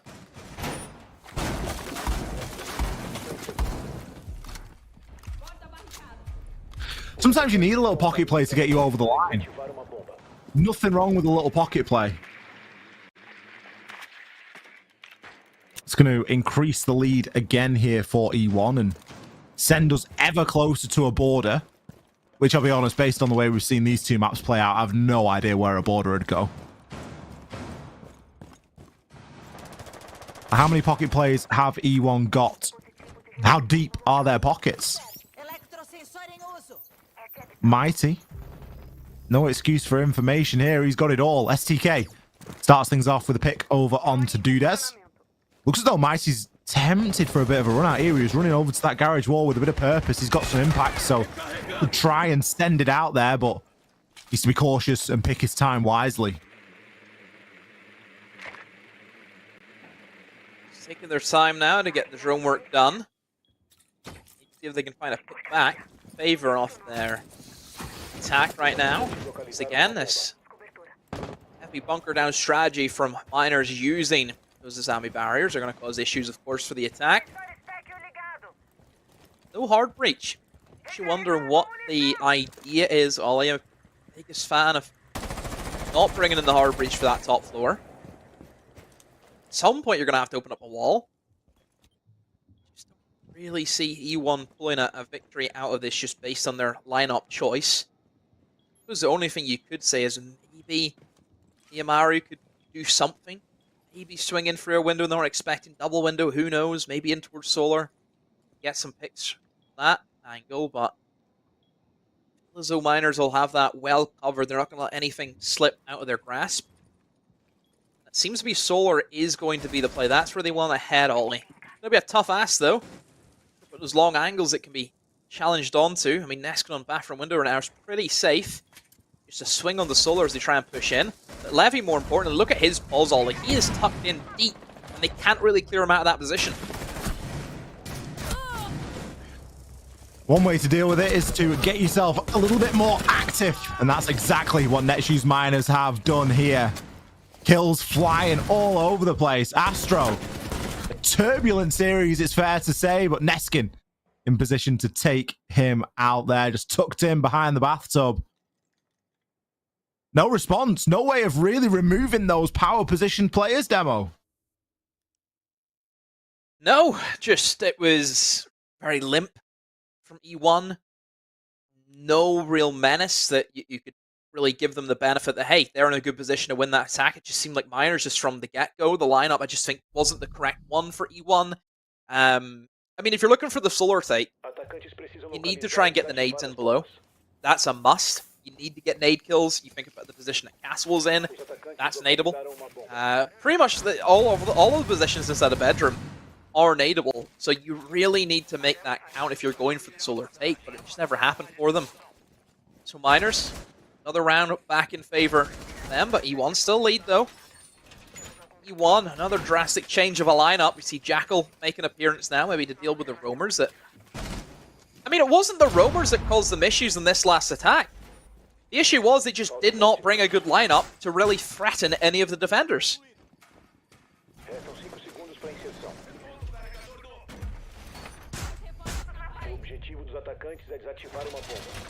Round number 10. Again, a very similar scoreline here. Not a lot separating these two. This one very easily could go to an overtime. We do have some nades this time for Dudez, so shouldn't be too many of those defenders that are unable to be dealt with. But then you look at what we're attacking into. We're attacking toward the bar. Last time a big stand was made in the library by Netshoes Miners. E1 couldn't get anywhere near it. Doesn't look like they're going for that same direct library approach now, at least with the positions of these players. Instead, maybe going to try and take this top floor and look to make a bit of a sweep across. Yeah, drone work being done well from E1. See if they can figure out what's safe to move in for. And have got control of that kitchen and dining side pretty early on, but that's not the main issue. The main issue is that library. That's what they need to try and push in towards. I do like the approach, though. I like that they're going from that side of the map rather than just full on direct in free library, which, you know, just is not going to work. Site players need to be careful, and even Neskin on blue stairs. You know, Neskin's the real key of holding that kitchen corridor. Really not been stopping Miners just walking into site, bar Neskin holding onto that long corridor. I don't think that E1 are interested. I think E1 just want to try and get the clear out of that top floor. Got two sets of nades, but they need to make sure they have the burn to accompany that. There will be a Rune Gates, there will be Wamai discs. Luku trying to send in the Flourish drones as best he can to eliminate the concrete barriers. Time slowly ticking down the Wally. E1 may want to think about getting a bit of a shift on here.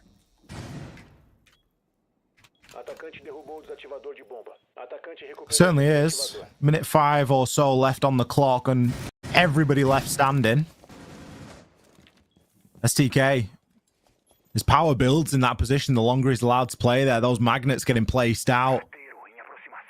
Still information available here. Mighty, look at the info he's able to gather on that black eye camera. Can give a good heads up to anybody that's in and around that area, or even for himself to make a bit of a challenge and a swing off, and the line up for him. He only manages to land one, and it's only a down, instantly fixed by the Finkerstim. And with Neskin falling earlier, things aren't looking too hot here. SDK, I mentioned he was in a power position. He needs to really make that work now. Basetto finds the first kill back here for Netshoes, but he too is going to be downed. Astro adds on to the pain and finishes that off. Levy got 15 seconds to try and stop this plant from going down. The smoke's coming out of C4. Is it going to be successful? Yes, it is. He finds the triple. Can he land his shots? Levy, look at him go! How has he pulled that one off? A double C4 kill on the soft wall. Why is the diffuser not going down? Miles away from him. Miles away. They all just rush at him for no reason whatsoever. E1 have just gifted them that round. There's the early Christmas present for miners. You know, that diffuser should be planted just so far away. On a soft wall as well. Oh. Even if he didn't have a C4, there's a world where you could just wallbang him. You might have a bit of info. You could have a black eye camera in the It's a site. Valkyrie. You never know. It's like, just, oh man. Painful. I tell you what, if NetShoes Miners turn this round and win that, you'd be looking back at that round and going, you're all guilty. That's every your point. Single one of you. That's it. That's the point where you lost it, because that is not a round that you should be losing. It's total head loss now. You know, you go from, I mean, it's very similar to what we've seen between Liquid and Loss. That one round of Nighthaven, which I don't want to reference all too much because it just brings back nightmares, and haven't even went to bed yet. You know, a massive throw round that you just should be winning, and you don't. It plays just so many mind games on your conscience. Miners are going to be feeling on top of the world, and E1 are just thinking, what are we doing? Asking that question quite a few times today, because it seems as though we are going to another technical pause. We have just seen the tactical timeout for E1, which, to be honest, I think we needed that as much as they did demo, because we were flabbergasted with Levy pulling off that clutch. Certainly a frustrating one. You can see that I don't think it was a problem on the NetShoes Miners side. It might have been. They do seem to be talking to the admin. So they've got a bit of figuring of something to do there. No real admin conversation going on the E1 side, so that would lead me to believe it is a problem with the side of NetShoes Miners, but of course we're just guessing. We don't really know. What we do know is we've got a very close game. We do. One of those where you look at both of these sides where it is, you know, massive. Both of these teams want to go to the major. We know that.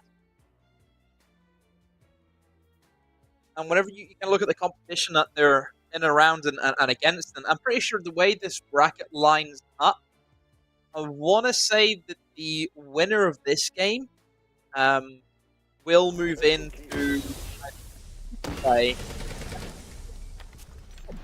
the academy. You think about that game, for example, you would expect that, you know, the professional teams would beat the academy team that isn't in, you know, tier 1 play. So it is certainly shaping up to be a nice side of the bracket for either of these teams if they go on then to beat Keystars and then they're into the final, and they could play the bigger Keystars if they want to, or could play Loss. It's there. It really is. And I think for E1 to let it slip, you know, so easily, your Skyscraper was way too easy for Miners, and then to see them almost just throw away Chalet in the shape they have, be a massive disappointment for those players. You know something that I didn't think I'd be sat here saying today, Demo? The best Siege that I've seen played today has been from NetShoes Miners. Yeah, I think it's certainly up there for a debate for it. I mean, I would say E1 have also looked pretty good on Chalet. Obviously, Skyscraper is a little bit different, but overall, yeah, they've played the best Siege today. Yeah, because Lost and Liquid just it was terrible. Like, yeah. I would put NetShoes Miners against Lost any day of the week. If they'd have played each other today, it would have been a very different game. Let me tell you. There's going to be a lot of eyes on that Lost fixture when that comes around, I believe tomorrow. Yes. I know that we're not on that one, but it's going to be Keystars versus Loss. And of course, the winner of this goes on to play the Academy team, as you mentioned. Yeah, Academy team's always an interesting one because there's not a lot that we really know about them. Not a single player on that team that I recognize at all. I don't think any of them have ever played inside of T1. It's only ever just been, you know, the B League for them. So it's a good opportunity, I suppose, for these young players. But it's difficult to really judge now who the favorites are, because like we said, you know, Loss have looked good, sure. They've beat Liquid, but I think going against a team like Stars, who were pretty dominant and didn't really slip up at all in their game, it's always a difficult one to judge. Because was Liquid, what was that a good Liquid team that lost beat today? No. Lost beat a bad Liquid today. That's the way you have to look at it. Yeah. And Liquid lost to a bad loss today. That's true. Is another way to look at it. I think that either way, that fixture tomorrow for Lost One is going to be very important. It's either going to be a big bounce back or it's going to be a bit of a drop off. And, they just sort of scraped it through by going up against Liquid in a big moment, which, as you've commented on a few times, they've often struggled with over the past couple of years. Still no update here, I don't think. I think we're going to cut to a short break because we don't know when this is going to be back. So as soon as it's back, we'll be back.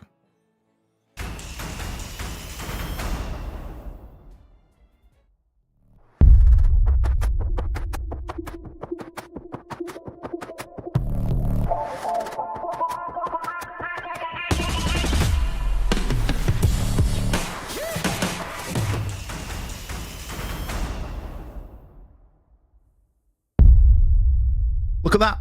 We're back. Short break. You're not a liar. I told you it'd be short, and I told you we'd be back. Word.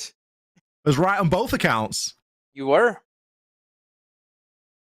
Welcome, everybody. Yeah. I don't even. The tech delays.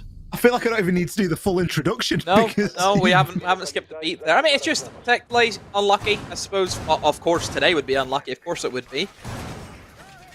But we'll work through it as best we can. Oh, that's a good point. You think the Liquid, opium users, the absolute diehard fanboys, think they'll be saying, we only lost because it was Friday the 13th, that's unlucky. You think has that been an excuse yet? I didn't even realize it was that. I didn't even realize it was Friday the 13th today. That's it. I mean, I know that some people say that they don't leave the house on. I have genuinely not left the house today. I mean, I don't leave But the it house isn't, weeks on end. It isn't through it being that day. It's just I was busy this morning and I'm sat casting right now, so I'm not going anywhere. But yeah, I think I'll stay in. Sounds safe. 5-5, round 11. E1. They have not had everything go their way. Luke is going to take a good bit of damage there. Some nice early aggression. Love to see it. Nothing better after a timeout or some extended break in plays just to really hit it hard. And that seems to be what NetShoes miners are doing. They're not overcommitting. They're just letting them know they're there. See, Levy's brought in the Warden of fear that maybe the Pocket Glass could be another option for E1, so they will be prepared if that was to ever come. But as we know, Glass was just a one-and-done operator for them. Seems to be a lot more of a controlled environment now for E1. Plenty of drone work being done. Ideally, they're trying to look to get Sexy Cake in towards Lobby, open up that vertical as best they can, but there is two roamers that you have to go up against. Levy in towards Games, who looks as if he's going to be coming to a contest against Luke Kid, but neither of them committing to that gunfight. STK is also above on that Mozzie. The Warden loses it out against Astro. STK, though we mentioned him, he gets the refrag. Luke Kid gone. Astro and low HP. Neskin also upstairs to support. I like, again, the team play for Miners today. On the defense has been very strong, looking to support one another. If one falls, the other will be there to get the trade. Nice little bit of play there coming out from both sides. Nothing going untraded here. That was direct. One for one. Dudez onto STK. Still leaves things fairly equal here. You've lost your nades on Dudez. You've potentially... Still have your RAM, though. You've still got the RAM. In terms of rooting those players out, I guess a bit of a saving grace that NetShoes haven't chosen to bring an Azami this time. Yeah. Listen to that RAM go. Right, the racket. There goes the flooring. Flashbang, which I suppose you could kind of argue could be helpful in terms of clearing out players in positions, but see, a nade does it best. So they have opened up all the vertical flooring. Now it needs to be the case of how you're going to get that diffuser down. Obviously, moving in towards the main breach should make the most sense. But with two players stacked up in towards blue, one of them being the smoke, they'll be ready if the breach tries to get pushed. They can throw the smokes down. They can make sure that nobody gets in through the main stairs or gets in through the breach alike. Maybe a rotate as well. I would like to see Basetto rotate. I think it's a good cause for it. 15 seconds. You know for a fact no one's going to be holding the flank. E1 have to try and dive for this diffuser. Mighty going to be holding the hatch drop there. Neskin just dodging out of the stuns. Basetto is going to see some success there on that little mini roam he went for. What a shot from Mighty through the smoke. Astro, he's able to take Neskin down, but stood in the middle of sight with nothing left to do. Smoke dissipating, the diffuser not going down. Basetto comes back to collect. Match and series point for NetShoes Miners. It's a great push. Great push from the defense there, rotating around, taking it to the attackers. You know, I said Basetto looked as if he was going to try and go for the rotate. Pushes in towards the attackers. Don't give them that room to rotate towards blue. Catch them by surprise. Pick up that freebie. And he did so. You know, and even as well, he made sure to use his smoke and then rotate. So no one can say, oh, you're a smoke, you've died with utility. No, he's useless. He can just do what he wants now. You know, he's done his job. He's stalled out that round enough for the defenders. He can go and make that smart play, get that kill. But Miners, what a turnaround, has to be said. E1, that round's still going to be singing with them because that's how Miners are in position. That's still the point of no return for E1, it feels like. And Kitchen is where we head for our final defense of regular time. Will this be the final round of the day? Or is overtime looming? The Levy round, as it will now be known as. Cracking play. And it just goes to show you can't count anybody out. And especially, we spoke at the start of this series about some of the talent and ability on both of these teams. And, you know, they might not be the most top scoring teams in the league. They're not sitting at, you know, top spot or even in the top half. But they've still got some incredible talent and ability in the rosters. And that's what makes it so exciting to watch them. And especially when they're putting in good performances like this. Really does pique the interest, and make sure you keep an eye on them because they might be fighting in LCQs now, but you never know where they will be in the future. The NetShoes Miners. Their future is looking pretty good. They're going to be attacking into the kitchen. Oh, sorry, defending onto the kitchen. They're going for that little bit of an extension upstairs as well. They've got the castle and Azami combination. It's going to put a bit more pressure onto the lineup. Only a couple of nades. Plenty of breaching charges, but we all know how they can often go. You really want to look toward the nades or the sledge to be dealing with a lot of that castle utility. Mills are the first pick. We'll decide who wins this round.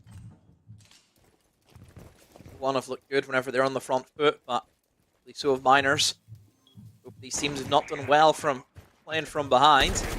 Actually, got that one round. It's certainly a mishap and a half. Breach gets opened up now. It's a good first step for E1. Means that nobody can play the vertical angles above. Then get wrapped, rotate it below. See if maybe open up that main breach and get that plant initiated. STK! Oh, what a pick! Eliminates Raps, takes down the hard destruction. Surely that's it. That has to be the spanner in the works.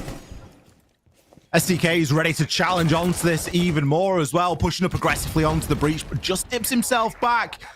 Look at the time that has been spent so far by E1. STK, he's not done on this breach. You know he's going to be going for something else. The Rotero drone pushes him out, takes a challenge. Wow. How does he keep himself alive? Levy comes to his aid, but eventually he falls. Look at how much time he's wasted. Look at the utility he's soaked up here. 4 versus 3 now as we enter the final 35. Dudes has got control of that top floor, but Demo, look at the diffuser. Off and left. It's outside of main breach. The diffuser, outside of main door, sorry. The diffuser's in no man's land right now. 2 C4s, Ollie. Don't forget about them. That's going to stop them even if they do get the diffuser, but it's just going to be a lockout. There's a C4 onto the vertical, Ollie, and the last one. Sexy Cake has to push in and make this clutch happen, but there's too many players, and Miners will ship E1 home. What a game. Just one after another. Just tumbling down the stairs. E1, they made that one big fall, and they haven't stopped falling. it is all going to come back to the Levy round. That is the round that is going to be remembered there. Let's use Miners. Incredible clutch factor on this side. They have put a lights out performance in on Skyscraper, and they have fought back here on Chalet. Fully deserved of that 2-0 victory there. Some very impressive siege we've seen today, Demo, from them. Yeah, I think it's a real turnaround from what we've seen during the first portion of games. All credit to them. E1, what can you say? One moment. That's the way Siege is at this high level of competition. One moment's enough just to change the outcome of the game, and that's what happened today. So all credit to the Miners. They've really turned things around, and that sets us off now nicely going into tomorrow with our 2 semi-finals. It really does. I feel like we needed that performance there from Miners. I feel like we can say thank you to them, Demo, for recovering the day, because that opening game, I think it got to us a little bit. But NetShoes Miners there coming out with a really good win over E1. They will advance through the bracket along with Loss. They obviously beat Liquid earlier on. That's going to do it from Demo and myself. We're going to pass this one back over to the desk. They're going to break it down, show you the bracket, and set you up for tomorrow's games. Thank you so much, Ollie and Demo, and they're absolutely hitting the nail on the head. This was an incredible performance by NetShoes Miners. I admittedly thought this was going to be one of the maps that E1 Sports is going to be able to get under lock and key and will be going to the deciders, but instead, NetShoes Miners get everything under control, and that aggression, that beautiful siege from them coming out to play C-Daps. I'm impressed. I am very impressed too, and this is the first time I've said, man, I really liked watching NetShoes Miners, and it's such a breath of fresh air to see this team performing well, just top to bottom. There wasn't really a weak link overall with this roster, especially not today. It was just from top to bottom, beginning to end, a solid game. Sure, they didn't know how to deal with Sexy Cake on a glass, but in a 1v4 situation, it seems like a nitro cell out of Levy's back pocket all of a sudden can break a PC and lead us to a giant tech pause. I mean, that was crazy. Jaw on the floor during that play. Jaw on the floor during quite a lot of these rounds here from my end. I am so impressed, and I'm really looking forward to see how this is going to be playing out for NetShoes Miners in the long run, though, because again, today, showing up against E1 Sports, that's no small feat. They've done it really well. Convincing first map, great second map here with that turnaround. Everything going in their favor. Their cost is incredibly high. It was 69%, nice, on that last map. 65 now. They are just up and up. Yeah, and it was really streaky plays from NetShoes Miners as well. And typically you would expect maybe the more slower paced roster of E1 to be the one that just feels out their opponent and is able to properly adjust their play style. Instead, it was NetShoes Miners just being a little bit more explosive, but also seemingly smarter in how they adjusted, especially on their defensive side, a defensive side of Chalet that is not easy by any stretch of the imagination. To get the 5-1 split is so incredibly impressive. Yeah, it's really impressive from NetShoes Miners. And again, reiterating the fact that players from the entirety of the roster have stepped up. I mean, you're looking at Neskin, you're looking at Siki, you're looking at Basetto, Levy, Midi. Everyone has really stepped up to the plate today on both maps from the side of NetShoes Miners. And that's exactly what they needed. Whereas when we're looking at the likes of E1 Sports, it felt like it's been a one-man show, both maps. So first map individually, it was Sexy Cakes. This time around, it is Dirtas coming out as the MVP for N1 Sports as well. But it's not, unfortunately, enough for them, and this does mean that they are going to be out of contention for LCQ. They're not going to be able to make it to Atlanta, but it's a whole new chapter for NetShoes Miners and the siege that they've showcased today.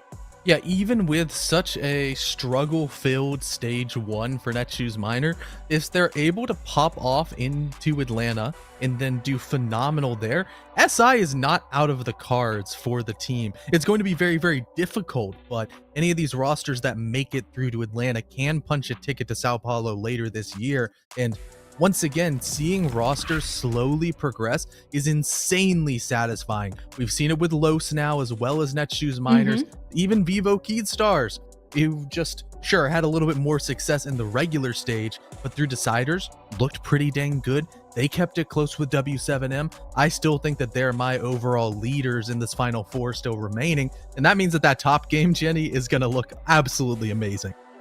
It will. I mean, can you just like imagine Viva Key Stars against Viva Key Stars Academy in the grand finals? I think that would be hilarious. But Netshoes Miners is not going to be an easy competition to take down, and neither will Los be. And I never thought I was going to be saying that, considering how both of these teams started off. But you know what?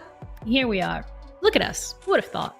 Not Who me. would have thought? Oh, not me indeed. But that is it from us for today. Tomorrow, as you saw with that bracket, we definitely have 2 banging games coming your way with the semifinals, with the 2 winners of both semifinals going into the grand finals and being one step closer to qualifying for the Atlanta Major. Enjoy the rest of your evening, your day, your morning, whatever it is, wherever you are, and we're gonna be back tomorrow, same time, same place, with some action.